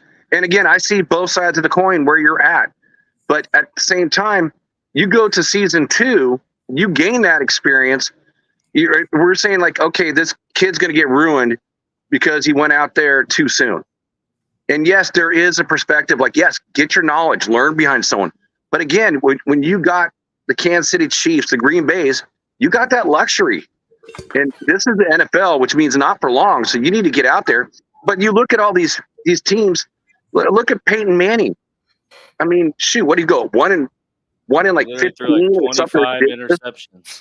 The Dallas Cowboys quarterback. Guys, I have to jump into Peyton Manning one because I was expecting this to eventually crop up. Because I've been salivating, waiting for this to be brought up. Well, I'm glad I segued for you, Richie. Yeah, thank you. If your argument is to pick like the absolute extreme outlier and attempt to argue that as the norm, please try to make that case. Because, man, you were going to lose the argument on the onset. Because you were making the case for Mahomes and Brady. That's like the ultimate, ultimate extreme. No, those have a proven track record of that approach of working at the NFL level for not 1 year or 2 years, but for decades. But when they're playing behind an elite QB, when they're learning from an elite QB, I won't call Alex Smith elite, but a solid QB. But Aaron Rodgers was certainly elite. Drew Bledsoe was considered elite at the time. Brett Favre. Brett Favre was elite. You're talking about Bo Nix learning from Zach Wilson or Jared Stidham. Like that is not. That's an apples to oranges comparison of the. Sure, I will agree that it's not a perfect 1-to-1 relationship, but I would also argue that Lamar Jackson has had. Joe Flacco. Joe Flacco won a Super Bowl. Yeah, I mean, he played in that playoffs. He played himself into a contract. He balled out in those playoffs. That's true. He had a flash. Like, look, a contract season for any player is undefeated. Effectively, is what it seems like. But I will concede as part of the argument here that Joe Flacco had himself a season, and sorry, you will note that I said a season. Yeah. A season and playoff run. Well, sorry, a season and a very short, but successful playoff run. Yeah. Every other season thereafter has been meh. And he even came to Denver for a brief period of time, which was comical. And we drafted Drew Lock in the second round, and then Joe Flacco was on record saying it ain't my job to teach anybody. That makes. That's because he left Baltimore from someone they wanted him to teach. And he went right into the same situation. Yeah. So, look, I can completely see the flip side to the coin. What my concern is that, at least in my approach, and by the way, I'm not saying that Nick should sit for 3 seasons or something ridiculous. I'm like not saying that. I'm Yeah, not Yeah. taking what you're saying as that. Yeah. But what I'm saying is that if you throw him into the fire right now, I think that there is a reasonable risk with what I know to be my Denver Broncos offensive line. Even though all these other Broncos fans are saying, "Oh, it's great, it's great, it's great," the answer is no. Some of them are a little delusional. They are. I remember in the draft time, I'd see them making trades for getting a first round pick for Garrett Bowles, and I'm like, I don't know what team you think's going to do that. Oh, speaking of which, Broncos preseason game 1, we saw the return of Garrett Holds. Oh, how many flags did he get on him this time? I counted 2, but I'm sure I missed a couple. But it was hilarious that literally our podcast with Yarko of the Bucks. If you haven't seen the James Yarko podcast last week, Rick. Yes, I agree, 100%. You will only get agreement on that comment from me for sure. And so I have a question, Richie. So since you want him to sit, I guess the question I have is how long do you want him to sit? 1 year. What is your ideal situation for him? Well, sorry, I'm going to course correct that just a little bit. If this season ends up being where we're kind of wild card-ish or maybe out of contention, then I would argue that the coach kind of pulls Nick aside and basically says, we're putting you in as the starter. You're the future of this team. By the way, there are 0 expectations of the team at this point. Let's just give it our level best and let's ruin everyone else's day. So week 5. Pardon me? I'm just joking. I said week 5. Listen here, you. So I think that you would do something like that with Knicks, where you remove the additional pressure of being that first round pick, so that you don't potentially put him in a mental challenge. You're trying to avoid the position that we have seen from Sam Darnold and many other quarterbacks that have come into the league and fizzled out and failed. You're trying to avoid that. I have one more thing to say to it. If you don't think that the weapons or the team around him, I should say, isn't enough for him to start right away, how do you think that same team minus him? Because I think we all can agree that he's probably the best quarterback on the roster. Bo? How can we... Bo? Yeah. Okay. Yeah, I think he has... I won't go as far as calling him the best quarterback on the roster. I think he certainly has the intangibles to quickly become the best quarterback on the roster. Okay, highest upside. We'll put it like that. Sure. Yes. Easily highest upside of any QB on the roster.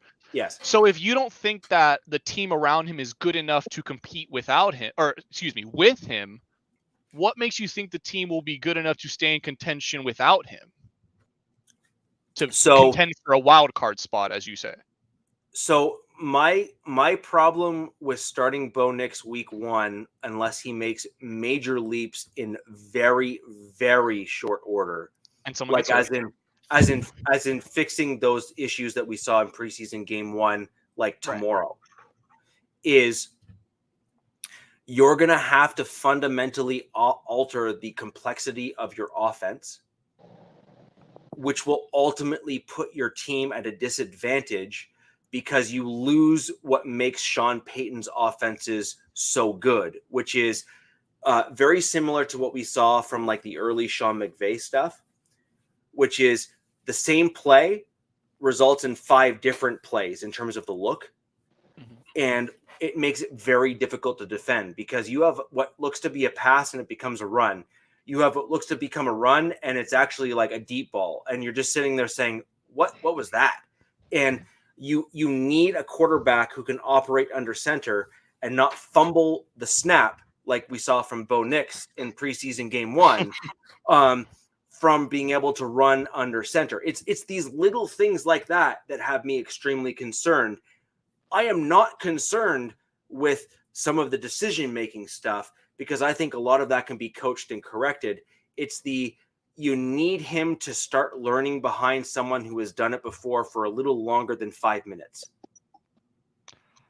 I agree with that, and I think I'll just end it with, I would have liked it a lot better if there was literally almost any other veteran in that QB room with him besides Zach Wilson and Jared Stidham. I would be totally on board with what you're saying if you had like a solid vet that had played for, the last 8 years or so and was never considered like the cream of the crop, but everybody looked at him and I mean, Alex Smith is like the perfect example because the dude was just borderline, just like a little bit above average, and played and had enough talent around him and played. He was great enough. Yeah. I will agree with that. Exactly.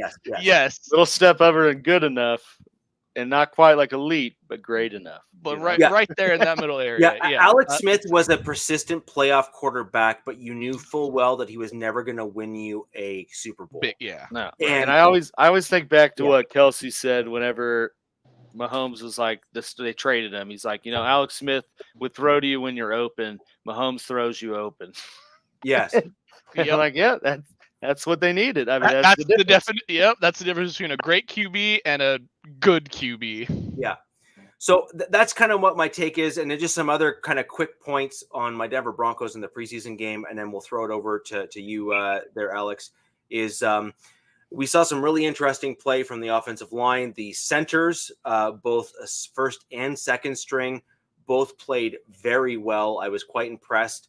I was concerned because Cushenberry Yeah, exactly. I was, as far as I'm concerned, bye. And we're good to go. One season doth not equal a massive contract, and I'm happy that we moved on in that regard. Have fun, Tennessee. Yep. And adios, muchachos. And I have all of the same concerns about the offensive line because we had mediocre run plays.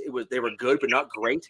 We saw holes, but not great holes opened. We saw the running backs have to really work to get those running yards.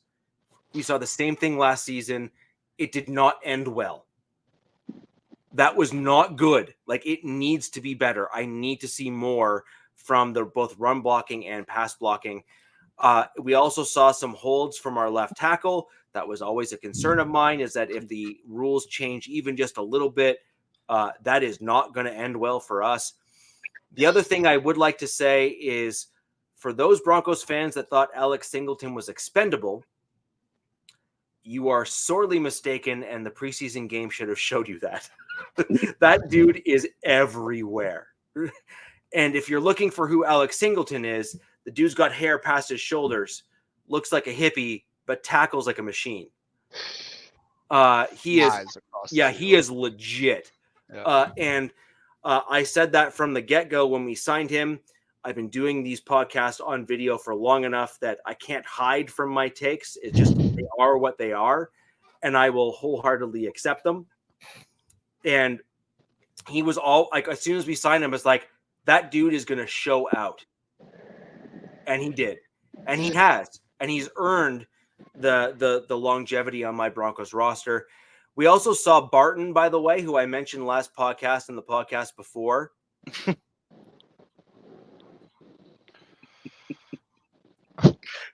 Oh, whoops, I put the wrong one up. They play Knicks or don't unless there's no other option. Well, there's two other options, is my point. And we can debate whether or not they're suitable options or not. I just think that both of them have had starting experience. I think that both of them had some success in the league. And I think Bo Nix is a rookie still in the league that has to prove he can have success. And I also appreciate the argument that you got to be given the opportunity to prove you can have success. But I think that should come a little bit later to ensure that you don't stunt his growth as a potential rookie and your eventual future of the team. And that's just kind of my take. And I'm happy to be wrong. And if I'm proven wrong, fantastic. Because guess what? That means that my team is going to do really well. Yeah, I hope you're not. I hope you're not proven wrong. Yeah. As much as I want to be right, I don't want you to be wrong. And Richie, I have a question. Since you mentioned like the offensive line wasn't creating the holes, and the running backs kind of struggled. Out of the running backs, then, What'd you see out there? Who'd you like? Estime looked good. We saw some Jaleel McLaughlin kind of Told you. minor flashes. I saw a very similar,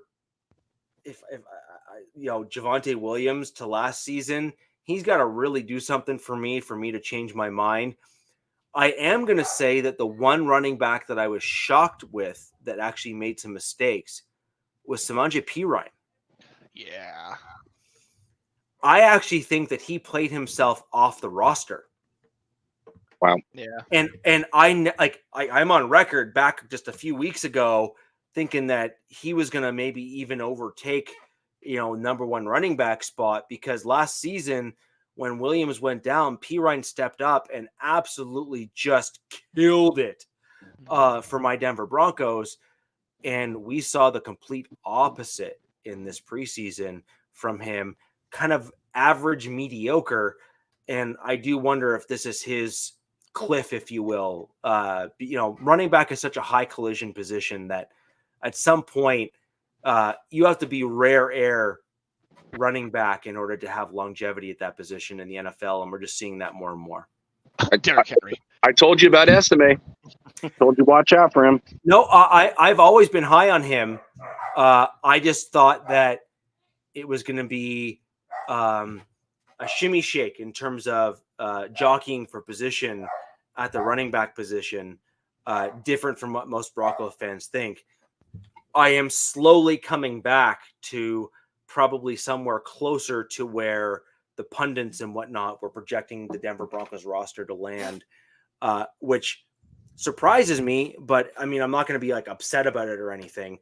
It wasn't a position group where I had a specific guy where I said, see, look. It was just one of those guys. It was one of those positional battles that Perine surprised me last game, and he's going to have one heck of a game, I think, in preseason game 2, epic, in order to make up for his performance last week. Yeah, that was, I think, one of the most surprising things to me too about your Broncos was to see him struggle as hard as he did, because like you said, he really honestly kind of saved the running back position for you guys last season. Like you said, legit automatic last year. Yeah, he was. I'm pretty sure I even picked him up in fantasy at one point because he was doing so well. Yeah. But yeah, it's I running back I think is the one position where it can be like an instant where you'll see somebody come in, you'll see them play, and you're like, that's the guy. Like it'll just take maybe a game or two of watching, and that's kind of how it was with Eckler when he came in. It was like you could see it, like who the starting running back is, who's that complimentary third down back are they putting in, and when the third down complimentary back is getting those earlier reps, that's when it's like, ooh, it's bad. Yeah. So that was kind of at that position group where I was kind of interested. The other thing that I did see, and I made some comments about him last week or the week before, was Nate Adkins. He was number 45 for my Denver Broncos. You saw him come out and make some real, he's progressed. I have no other way. He has made those leaps forward. And he's also had some comments of Sean Payton as being just that guy that you can simply just count on in the run block game and in the blocking game, and as a kind of a secondary lineman. And he's a lot better at catching the ball than most people think. And so that changes the game a little bit at the tight end position, because there was some jockeying, I thought, more so for position, with Yasmin coming in as a pass catching tight end. You had Dulcich, who's apparently healthy. We'll see if he lasts longer than 10 minutes on the field. And then you have Adkins, and then Troutman, who is just kind of like the, Sean Payton's, if I can get 4 of him, I'm good, kind of thing. And so the question is who fills into what I believe is the inevitable 4th tight end on the roster. I think for my Denver Broncos, we were talking about the kickoff last week, guys, on the show, as well as the week before. I think Sean Payton's math on this is one less safety / cornerback and one more tight end on the roster. So you're going to have a slightly imbalanced offense versus defense, not by much, but just by a little bit, like by that one player differential, because I believe Atkins is probably going to be that guy that tilts the scales because he is a sure tackler. And I also believe that the Denver Broncos wide receiver room will be much different than most Denver Broncos fans believe it will be. Vele, as far as I'm concerned, is a lock for the 53-man roster. A lock. If you want to know who he was in the Denver Broncos game, he was number 81, which is Tim Patrick's old number. I still have to have a discussion with TP Streets on Twitter. I bought his jersey and he changed his number on me. What the hell? Yeah, Derwin did the same shit to me, man. Yeah. Toe Tat Timmy, as I call him. Did not let you exchange. Yeah. So Toe Tap Timmy, as I call Tim Patrick, he is got incredible body control when he's up in the air catching the ball. He's able to twist his body in the air and kind of keep his feet in bounds, which is a very unique skill set for a wide receiver, especially for a dude who's like 6'4". So something that is really, really unique. Vele is literally a Tim Patrick, but younger.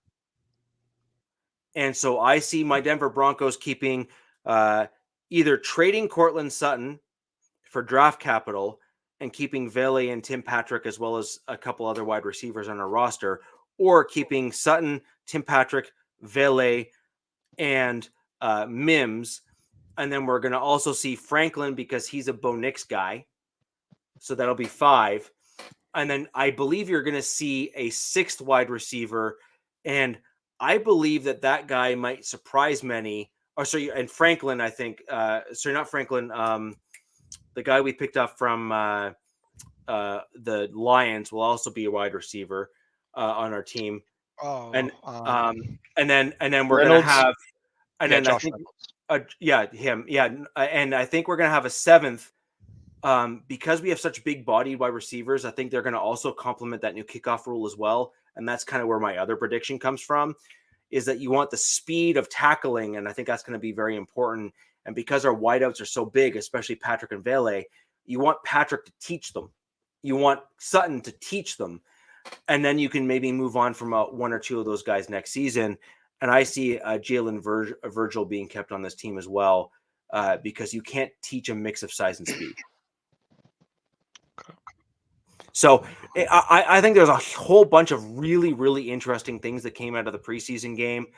A lot of Broncos fans didn't like a guy named Key. I really like some of his play. I think he had a mistake. Mistakes happen. But I think by and large, he had some really great plays. And as long as he continues to progress, he should be making the 53, in my opinion. And I think Denver's defense is going to be a lot better than most people think. Because our young guys, they're not household names yet. But Chris Harris Jr. wasn't a household name either. And then he basically put up just stupid elite stats in like 2-3 seasons and then became one. And I think you're going to start seeing a few guys for the Denver Broncos, lesser known names, start to do something similar. So with that in mind, Alex, your thoughts on your Kansas City Chiefs? Yeah. So yeah, like I said, first thing, just gonna go back. I feel Jack's pain on having to find it in an unorthodox manner. And then on top of that, they didn't really do a whole lot in terms of putting points on the board or winning. But at the same time, most of the key contributors and ones only play the first series. So with all that being said, there was some exciting components to the game, especially considering kind of the retooling they've been doing and with these past couple drafts and seeing some guys that haven't necessarily gotten a chance kind of rise to the occasion, so to speak, in this first week. First guy I wanted to mention, and one that I've brought up before, is Carson Steele. He was an undrafted free agent running back out of UCLA. And I know I mentioned him kind of bringing the skill set to make me think that, he might make the team as kind of the hybrid fullback, halfback that the Andy Reid offense hasn't had in KC, since Burton left. So really for the past 2 years, they haven't had a quote unquote fullback on the roster, but up to that point, they always did. And it was someone that was a decent blocker, kind of big bodied and still semi-athletic to be utilized in the passing game. And you got to like what you saw from Carson Steele in this game to kind of, bring that back to this offense. He was kind of the talk of Twitter with some of the runs he had. Had 4 carries for 29 yards, a touchdown, and averaged 7 yards. So he made some things happen. And in the passing game, I think he had a couple catches. I'm trying to make sure I didn't mess up his number. Yeah, just one catch. But yeah, I think you saw, certainly for an undrafted guy, you saw enough to, I think, give him more in this upcoming game and just see how that builds. But like I said, that's a person I am, and I'm sure most of the Chiefs kingdom is kind of keeping their eyes out for making the team and kind of playing a semi-crucial role. Because looking back on some of the other teams like Michael Burton, who's with the Broncos now, and Anthony Sherman, like 2 guys that were, they used a lot for run game, but also in kind of the misdirection, leak out pass plays that would pop, once a game for 30 yards. So, it's just exciting from the perspective of, adding kind of components that the offense hasn't had for the past couple of years, and, getting the deep threat options back, and potentially getting a more solidified fullback run blocker utility guy that brings a little bit more to the table. So that was certainly an exciting component of the game to see. The other side, flipping over to the defense, rookie Jaden Hicks, who's a 4th round safety they took. He seems question on that guy, the fullback guy. So to your point, you had Burton forever, or for a while at least. Andy Reid has always found a way to leverage that fullback position. Do you think that, kind of like your rugby star there? Do you think that your rugby star there in the kickoff return game, etc., much like him being likely in the mix for some pretty big roles on your team, do you think that the new kickoff return rules favor Andy Reid now, saying, hey, fullback is now back on the table, and this dude has just shown that he can be that guy? Yeah, I think it certainly, I think it definitely has given some credence to that. And just because you brought him up, LRZ was as one of the guys I kind of, was like kind of the downer of the game, so to speak, just because he kind of, I'd say, probably as expected for someone who's his first organized game, rugby star coming over, like he didn't really do anything too crazy to make me think, damn, like we might have something. And we'll see. Like you got to give him some leeway because, like I said, that was the first time he's ever played an organized football game. So maybe the second time around, it just seemed in some parts that the moment was almost like too big, and there was just a lot going on and it couldn't all click. That be because he had two carries for 1 yard and then 1 catch for 3. So, they tried to get him involved a little bit and he at least had a catch and made some carries and didn't turn over the ball. But you would have liked to see a little bit more, especially considering what you saw from Carson Steele.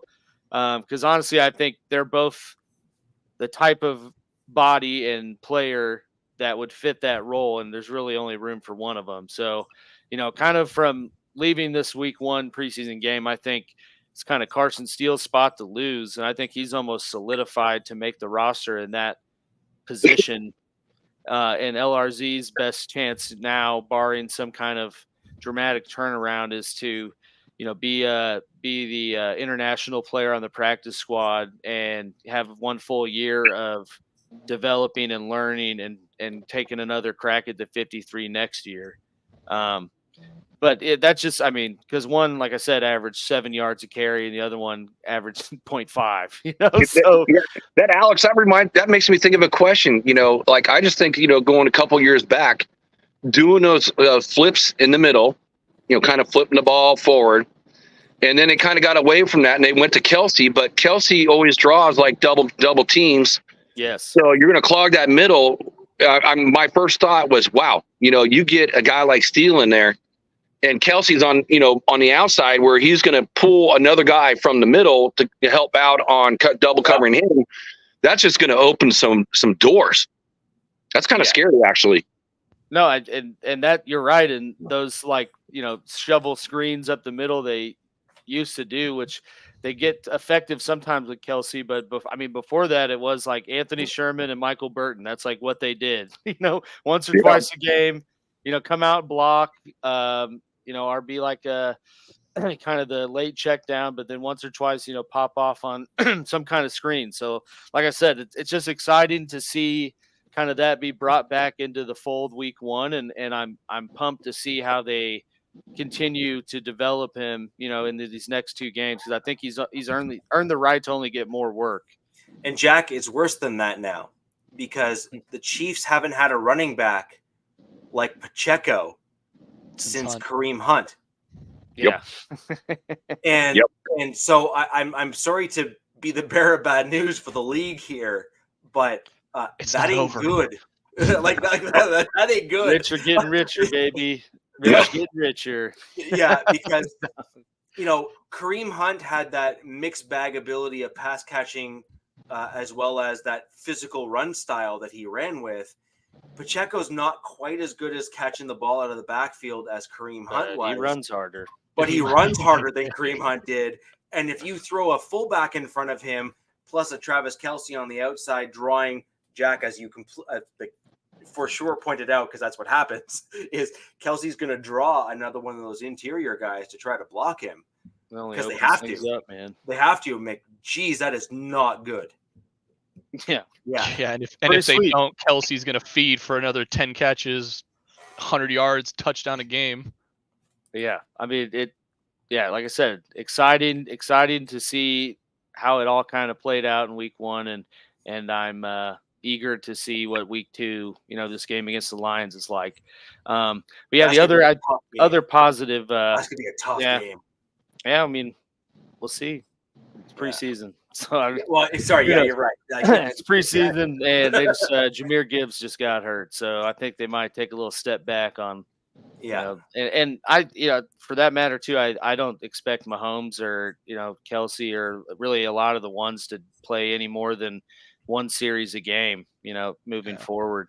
But yeah, like I said, the other positive side was Jaden Hicks, the rookie safety, who he's been getting praise, all preseason. And I think kind of got a unique opportunity because Justin Reed was hurt. So he kind of got to step into a little bit of a bigger role, right out of the gate. But he was second on the team in tackles, flashed on defense and special teams. So I think, it's great when you're getting that kind of looks and praise and production out of your 4th round pick, which only adds, depth to the secondary. That being said, I think, one more positive is I think we pretty much saw that the left tackle battle, if you want to call it that, is pretty much sewn up with Kingsley starting with the ones. And I think he actually, I think, played 1 or 2 more series, but his strength coming out of the draft was pass protection, and he flashed it. Had some pretty good reps in pass pro. And Wanye Morris has been dealing with an injury, which I think only helps solidify things. But he seems to be the guy, and that's, I think, a positive thing. Being able to move into the start of the year with your starting left tackle being your 2nd round pick, who's 21, only helps kind of retool the line with some of these potential hard decisions coming up with, Tooney aging, having to re-sign Trey Smith and Creed, and giving Juwan Taylor a bunch of money like that. That's a good benefit when you can get starting production out of someone on a cheap rookie deal. So those are definitely the positives. There were certainly some negatives from the game. Just with Please, let's hear some negatives. 2 Super Bowls, all these guys doing great. Yeah, let's hear some negatives. Well, I mean, just in watching the 2s and 3s go, there's certainly, it's still an ongoing battle of who's going to step up to kind of help fill the void of losing L'Jarius Sneed. And I think it's more so filling the void of losing McDuffie as your slot guy. Because let's not forget, but Trent McDuffie was first team All-Pro corner that was predominantly, playing as the nickel slot defender. Tough to, I believe that McDuffie can step into the outside L'Jarius Sneed role and be just as productive. Sneed's a little unique in how physical he is at the line, but McDuffie kind of has that dog in him too a little bit. So excited to see, but he was basically the shining star of the corners in the game, and everyone else kind of was not much to write home about. And that's, definitely a negative and a sign of caution as, we're moving into the next 2 games. You hope that one of these guys maybe it picks it up a little bit, just so you roll into the season knowing, okay, like we got 3 guys that we're feeling good about, in a kind of a stable of rookies that we hope kind of catch things on and have certainly made flashes, but didn't really do anything, in this game to say, damn, like we've got our slot nickel guy and we're going to be able to move on and not be worried about,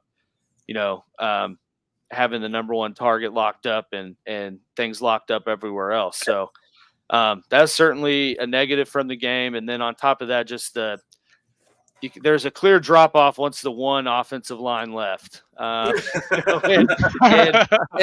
that's not necessarily like a total negative, but at the same time, like you want to know that you have solid depth because injuries are going to happen. Injuries are certainly going to happen on the offensive line. Most of those guys play injured week to week anyways, unless their body just shuts down on them. But you'd like to know that there's 1 or 2 guys that if something happens in the middle of the game can go in there and not be the problem that then the defense is like, hey, let's just attack this guy. Yeah. And there was a lot of swinging gates, in the 2 and 3 group. Quick question on that though for you, because obviously it's been no secret where we all see the Chiefs as the team that you must beat. Because they are the team to beat in the division, and that's just a fact. In the league, and the league, I probably the league wide too. You're providing all the tea for basically anyone league wide at this point. Yep. So, question on that: when the twos were in, as you just stated, when the 2s were in for your offensive line. Were they going against your opponent's 1s or were they actually going against the number 2s? Because that is a relevant piece, right? So if you're saying, hey, like we were going against 1s and you're like, oh, and by the way, the guy we were going against is like an all-pro, D end or something like that. And it's like, well, yeah, of course he looked like trash. Like he's your 2nd string or 3rd string at best. What did you expect? But if he looked like mediocre against like a top tier guy, well, that's not bad as a backup, lineman, right? Yeah, no, it was a little blend of both. The Jaguars played their 1s, I think, through the first quarter for the most part. So they had 2 or 3 series, against a good chunk of their starters. And I think one component too is like they were obviously blocking for Carson Wentz and Ian Book and Chris Olodokun, who don't really bring the same pocket presence or awareness to, I think, help an offensive line out as Mahomes does. But at the same time, like you don't want to see the crazy amount of pressure that they were getting, with your second group out there. Like you expect 1 or 2 leaks, not a full blown outage, right? So it's that. I think that's just kind of the negative to take away is, and they have a lot of rookies that I think they drafted 2 interior linemen in this past draft, and I think brought in 3 or 4 more in undrafted free agents. So, that they're young, and you hope that it is kind of a stepping stone to progression and not step back. This upcoming week will tell a lot more, I think, just because it is a lot of young guys and a lot of first NFL game. I can only imagine how I would feel in that situation. So we'll see kind of how it's kind of a TBD on those negatives until I see this next game, and I think that'd be a kind of a clearer picture of where things are going depth wise and kind of some confidence in your depth. After we see this next game. Yeah, I was going to comment on what Dreamweaver said too about Rice. Yeah. So we kind of spoke about him in the last few shows, though. Yeah. Right, which is it's a really interesting conundrum for the league to be put in, because on the one hand, there's almost certainly going to be something at some point, but on the other, you can't punish a guy when until until there's something to actually punish, right? Right. And so so Dreamweaver, first off, thanks for joining the show. Always love having fellow Bronco fans come in here and kind of participate. So, Alex, maybe just for the benefit of Dreamweaver, who I believe hasn't been here for some of our previous, we went in depth actually into the Ray Rice situation. We did, a little while back. The Rice saga. Yeah, but there's the conundrum here, which is, do you punish him for conduct detrimental to the league, and at which point he can basically be punished today or tomorrow, right? Or do you wait and say, no, we're not going to punish you for conduct detrimental to the league. We actually would prefer to punish you for the actual actions that you did, which were street racing, et cetera, et cetera, et cetera. Felony, the actual felony. Yeah. And it's my opinion that I believe the NFL has opted to go for the latter, which I think puts them in a challenging position, but probably the correct one as well, which is you're punishing the player for what they did wrong, not for you made me look bad. Yeah. And that's basically what you'd be doing otherwise. And I think that's fair. And I do think that there would be a much different approach. And this is awful to say, but if he had killed someone or done something. Oh, for sure. 100%. Yeah, I mean, he would have been suspended that day, that morning. Yeah, exactly. Within an hour. The Chiefs would have released him straight up after that. But I think a big part of it is just the fact that the legal criminal court side of things is still pending, and there doesn't seem to be. Granted, I've not gone and Googled, Rashee Rice criminal the status, but it there's not a whole lot of news coverage on it, which tells me things are pretty sealed up and being dragged out, which I would think is probably a strategy from Rice's legal team. Yep. From the mindset of he'll get to play this year.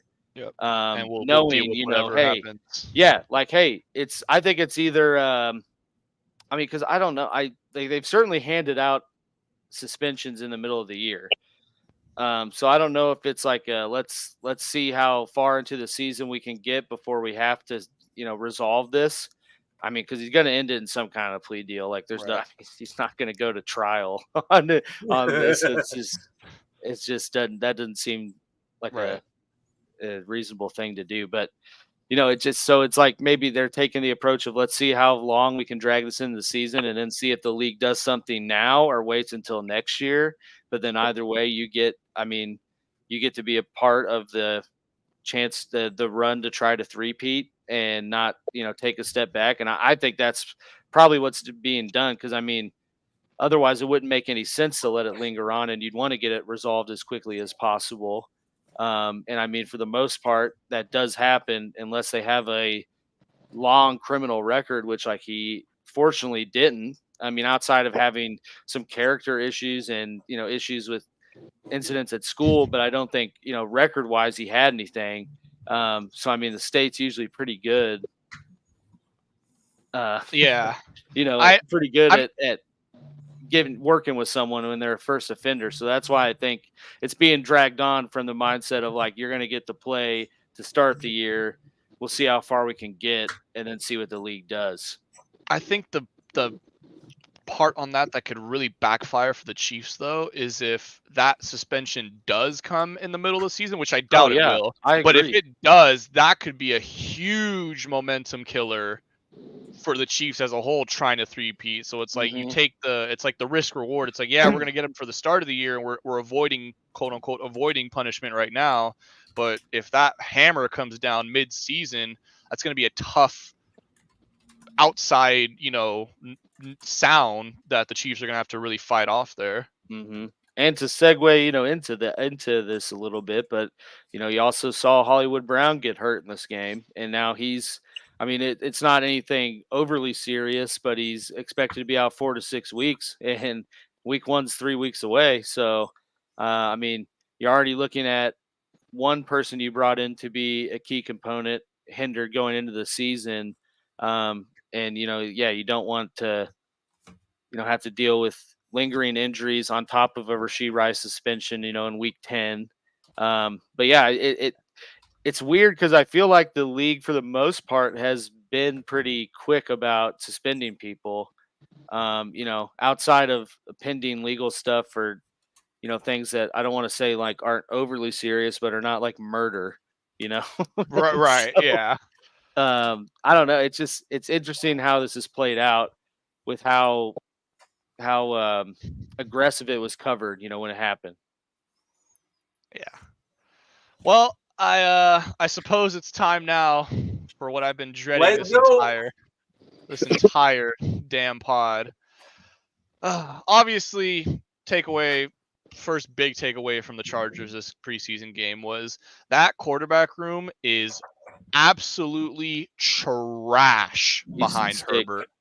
And if at any point, he needs to be fired off into the sun. Yeah, he needs to be beaten with a stick. It's bad, man. Like honestly, I don't know how he still has a roster spot, because from 2 years ago we knew he was this bad. And it's like last night, he's like, he must have some incriminating photos on some owner or one of his kids or something. Dude, he has to. There's no way. Or he's just like Herbert's best friend, and he's like Herbert gets one roster spot to like, all right, you can keep, and it's stick. He's like, I'm gonna take the one position. Not Easton. He's mine.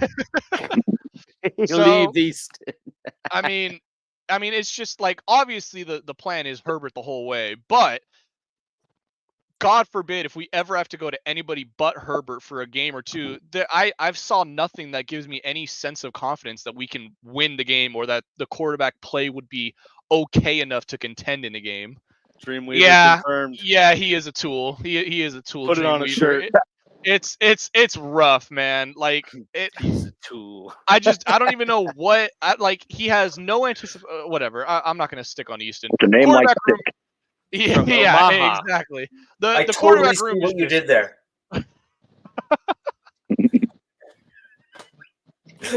Oh man, damn QB. Anyways, moving on.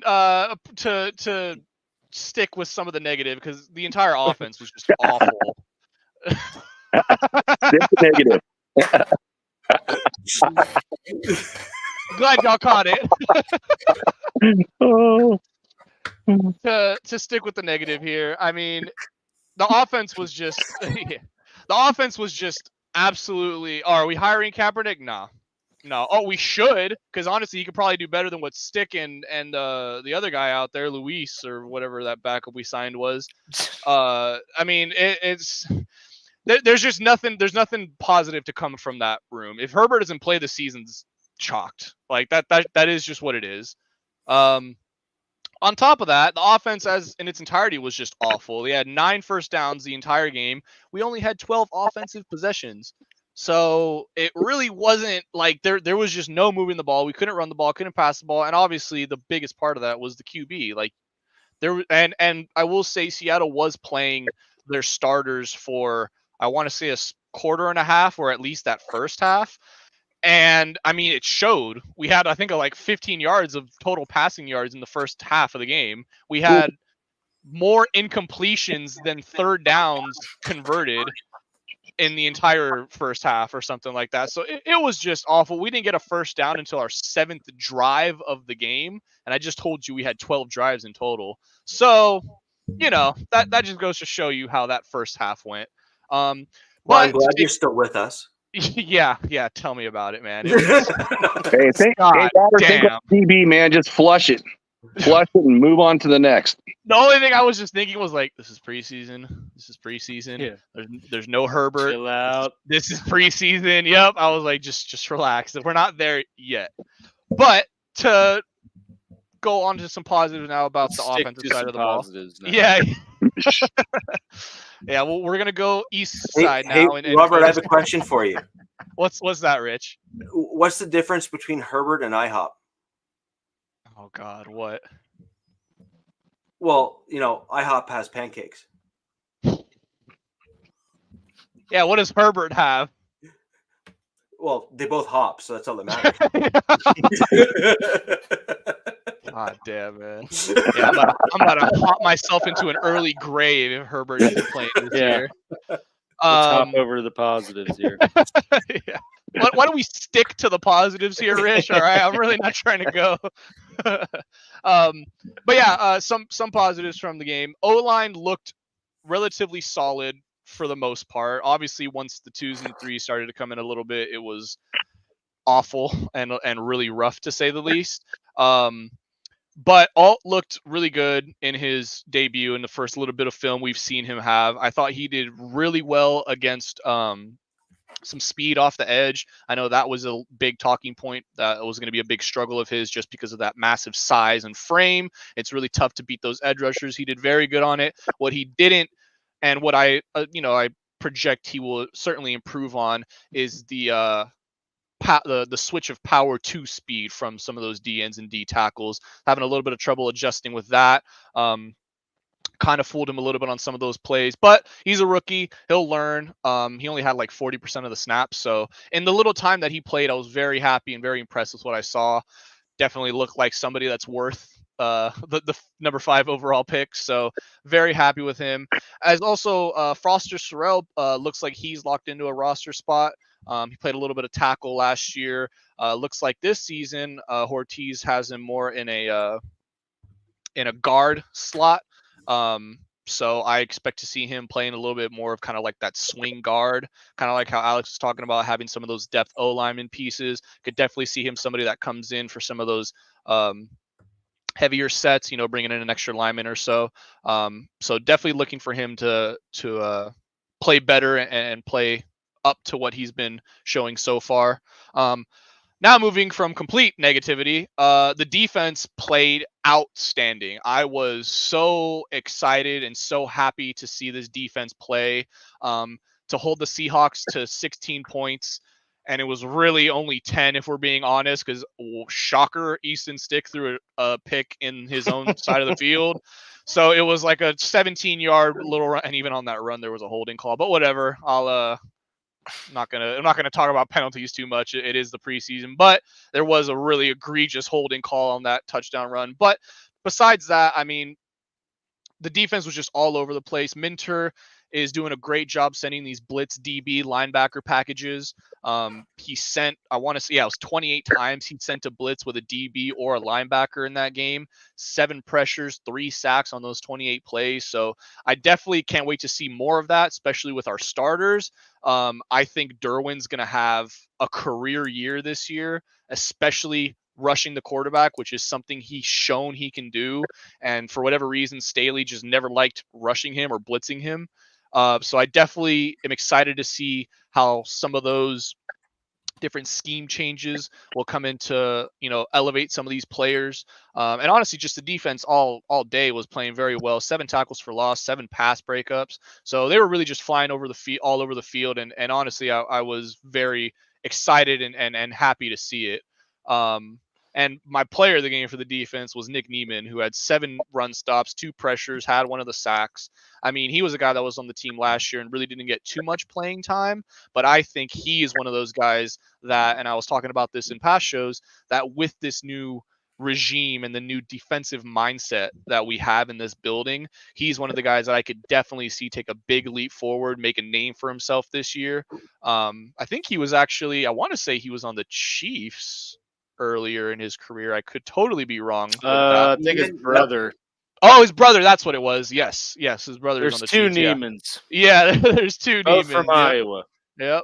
So Wow. I was very happy with that's not him. saying much. There's a lot of football players from Iowa. That seems to be a theme Especially of tight sorts. ends. Yeah, that seems like a theme of sorts. And Robert, I got some questions for you, man. Yeah, so let's hear 'em. I got two. So I heard like Derwin, they're like actually put him in some practices at wide receiver. Yeah, so I was reading about that a little bit too. It seems like to be kind of something where it won't be like a, every play, obviously. It's definitely going to be something like a, certain Derwin scenarios. package. Yeah, exactly. It's from Madden. Yep, the certain packages that they that they want to bring out there. But I mean, I could definitely see it. The dude has great instincts with the ball. I mean, he's got a wide receiver frame. If I'm being honest, he's got like that very almost kind of just a little bit of a slimmer AJ Brown, but kind of like same height, same muscular build. So I could definitely see him kind of going in like a I don't want to say like a discount, but like a Mike Williams type where, he goes up for those big, jump balls or, does something to try to catch, the defense lacking or, I feel like it's going to be not as big of a deal as they're making it seem, but I feel like there's definitely going to be some plays where, some creativity, something that is not just so basic. And this is what the Chargers have been doing for these past years, is just running basic ass offenses out there and expecting them to work. So I really think it'll help, but I'm not putting, a whole lot of stock into it. I'm not gonna be like, oh, there's wide receiver 3 or, there will be some positive plays. There's probably also gonna be some that don't work out at all. But, I'm curious and optimistic to see what he does with that. Well, that'll be a lot of fun. And then my second question, so where are we at with the plantar fasciitis with Herbert? So, I mean, we're kind of in the same spot. He's still in the walking boot. They did say it was going to be, up to 2 weeks in the boot. So I mean, they just have to play it extremely careful. They have to play it as careful as you possibly can. You're not going to have him, obviously he's not playing any preseason. You're not going to have him just running out there. They're going to slowly ease his way back into this. He won't be running for a while. I hope he's ready for week 1. He won't be running for a while. Running. Yes, yeah. Correct. Yeah, no, definitely. And that is the part that really upsets me, is because I was really hoping with this new offense we'd actually see some more mobility and some more running from Herbert, maybe a couple of QB design runs. That's probably not going to happen anymore, especially not after this injury. If we are going to see it, it'll be if we get far enough down into the season and we're still contending for a playoff spot. So it sucks, but at the end of the day, that's the franchise. So you're not going to do anything to even remotely risk, because as we saw with that QB room behind him, if he's not on the field, there is zero chance that the Chargers are ever going to win a game. Yeah. So I got a tying off, I guess, what Jack just said there, and certainly jumping off of that last comment of yours, which is the typical narrative that has been coming with regards to your hiring of Harbaugh as your coach. And I'm going to ask the Bolt Bros to pay attention to this last bit of the podcast. I'm curious as to their thoughts on this as well, which is Harbaugh has a propensity to take over a team and kind of flip the script a little bit, where he's typically taken over a team and literally the next season they are better than they were. Playoff contenders, or even better than that in many respects. Now, if with what we've seen thus far from your Chargers, you saw a poor offense, which I think is a fair comment to make. Oh, absolutely. You mean generous. Yeah. And some challenges at depth in the offensive side of the ball, as well as an anemic backup quarterback room. So all of that factored in, and given the fact that you ain't winning points by your defensive alone, because your Right. defense isn't that good. They're good. They're not that good. Correct. So with that in mind, do you think that this is probably better for Chargers fans to start slow playing their expectations before they start, having some challenges? Well, I definitely think, first of all, expectations should have never been higher than, I mean, what did I say our ceiling was? 12 wins. That's gone. That's out of the question now. That's, ceiling is assuming everybody's healthy and everything goes according to plan. That's out of the window now because your most important player's hurt and he's starting off the season hurt. And as we discussed before, the worst thing you could have for your QB is to go into the season with an injury. It probably means he's going to get injured at some point during the season again, especially with an injury like plantar fasciitis. And it's one of the most delicate injuries. Nobody really knows how or why it gets injured. It just does. And so now, it's ultimately going to be a pain threshold thing for him. They're obviously going to shoot him up before every game. How well is he going to, handle drugs? Yeah, exactly. Yeah. His house. Hit me.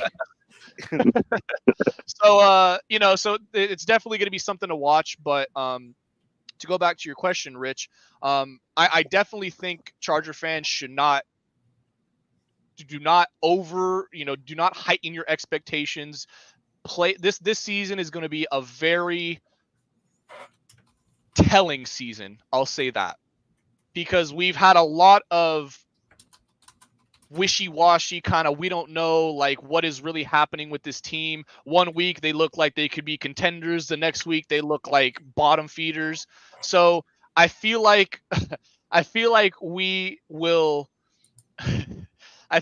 will do a better job of playing our consistent game of football where we will not be so one week we're this, the other week we're not. We're going to be a very, our team is going to have an identity finally.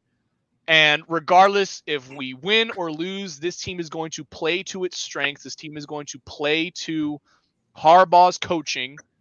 And I think that in and of itself will produce, like, the wins will come. If this team just plays Harbaugh's game and they play his style of football, the wins will come. It will not be something where Charger fans are going into every week like, oh God, are we going to choke it away? How are we going to lose it this week?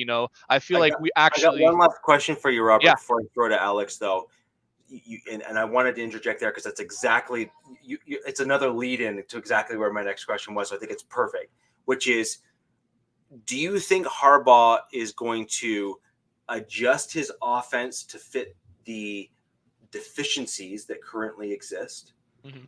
Or do you think that he would rather play his offense to expose the deficiencies on the roster to better showcase what he needs to replace or fix for next offseason? Basically, is this a I don't want to call it throw in the towel moment, but is this a moment where he thinks that he needs to just identify the problems and then kind of say, and there's your issue, like, by showing it on the field? Or right. Is it something where he says, no, I know I have problems, but we're going to try to hide it, like, for sure?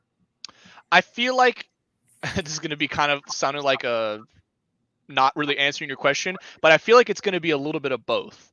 And I truly do think it's going to be a little bit of both because I don't think Harbaugh is the type to just be like, oh, well, that's it. Throw in the towel. We're done. Like, that is not his mentality at all. This dude is a fighter. He wants to scratch and claw for every win. So I feel like he is, although he is, going to be tested very early on now with these injuries and given the state of the team now, I feel like this is where he's going to thrive, even just more so of now there's every reason to doubt the Chargers, right? Herbert's, not healthy going into the season.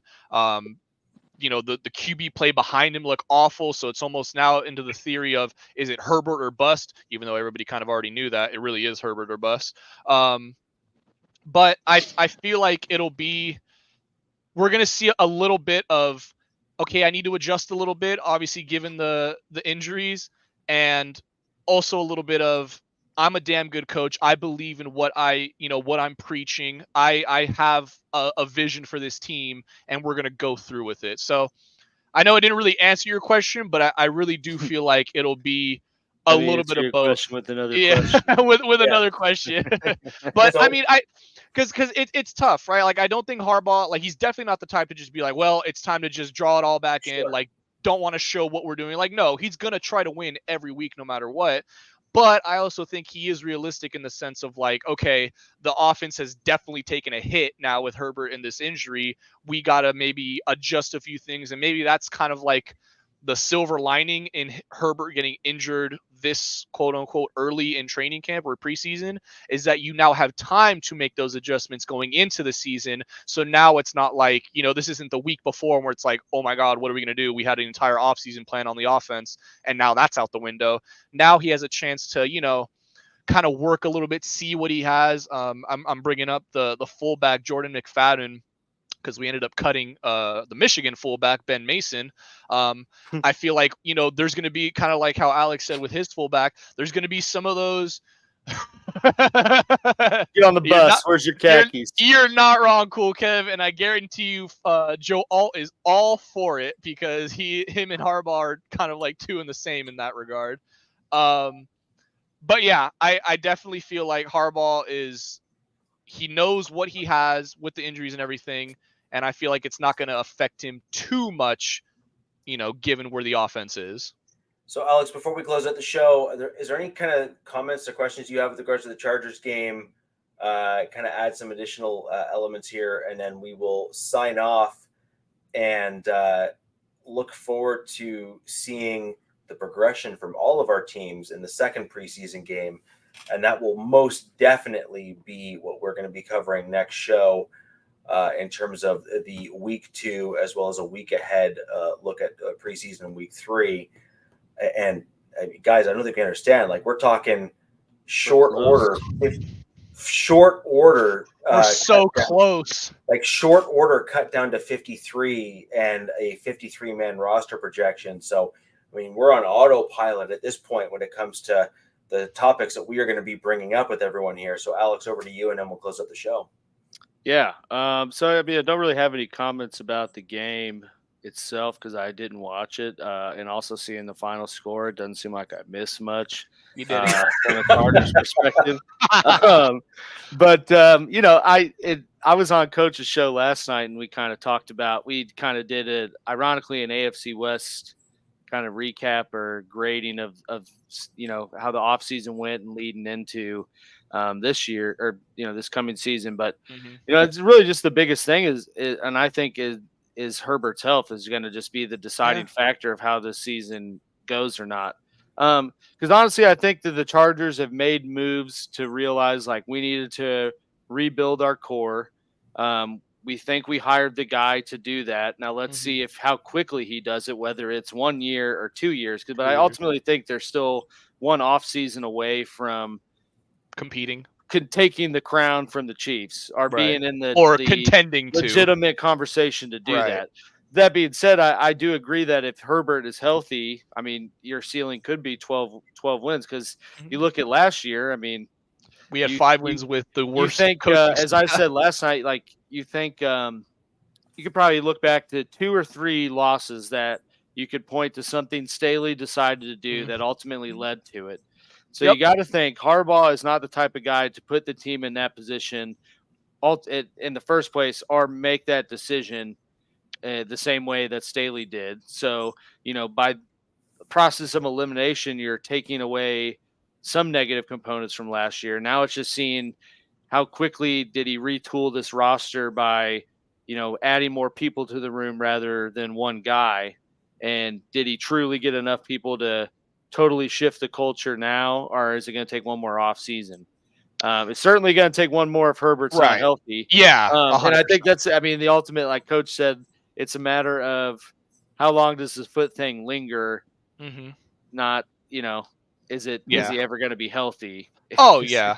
I will say, and very, very quickly before we end the show, Rich, I do want to say one thing that gives me optimism of Harbaugh and how he's going to be able to run this team is he didn't just come into the team and like, all right, everybody out, this is my team now. Like everybody I want is coming in. Like, no, he took a genuine good look around, is like, what talent is already here? What pieces to my puzzle are already a part of this team that I don't need to go out and get? And the biggest one, and what I feel like will be a huge factor in this year for us in our success, is the special teams. And with Ryan Ficken, the special teams coordinator, because the special teams has been balling out the last 2 or 3 years, and it's been probably the only consistent part, which is hilarious to say to me as a Charger fan, because we've never had consistent special teams, but it has probably been the only consistent part over the last 3 years and during the Staley era.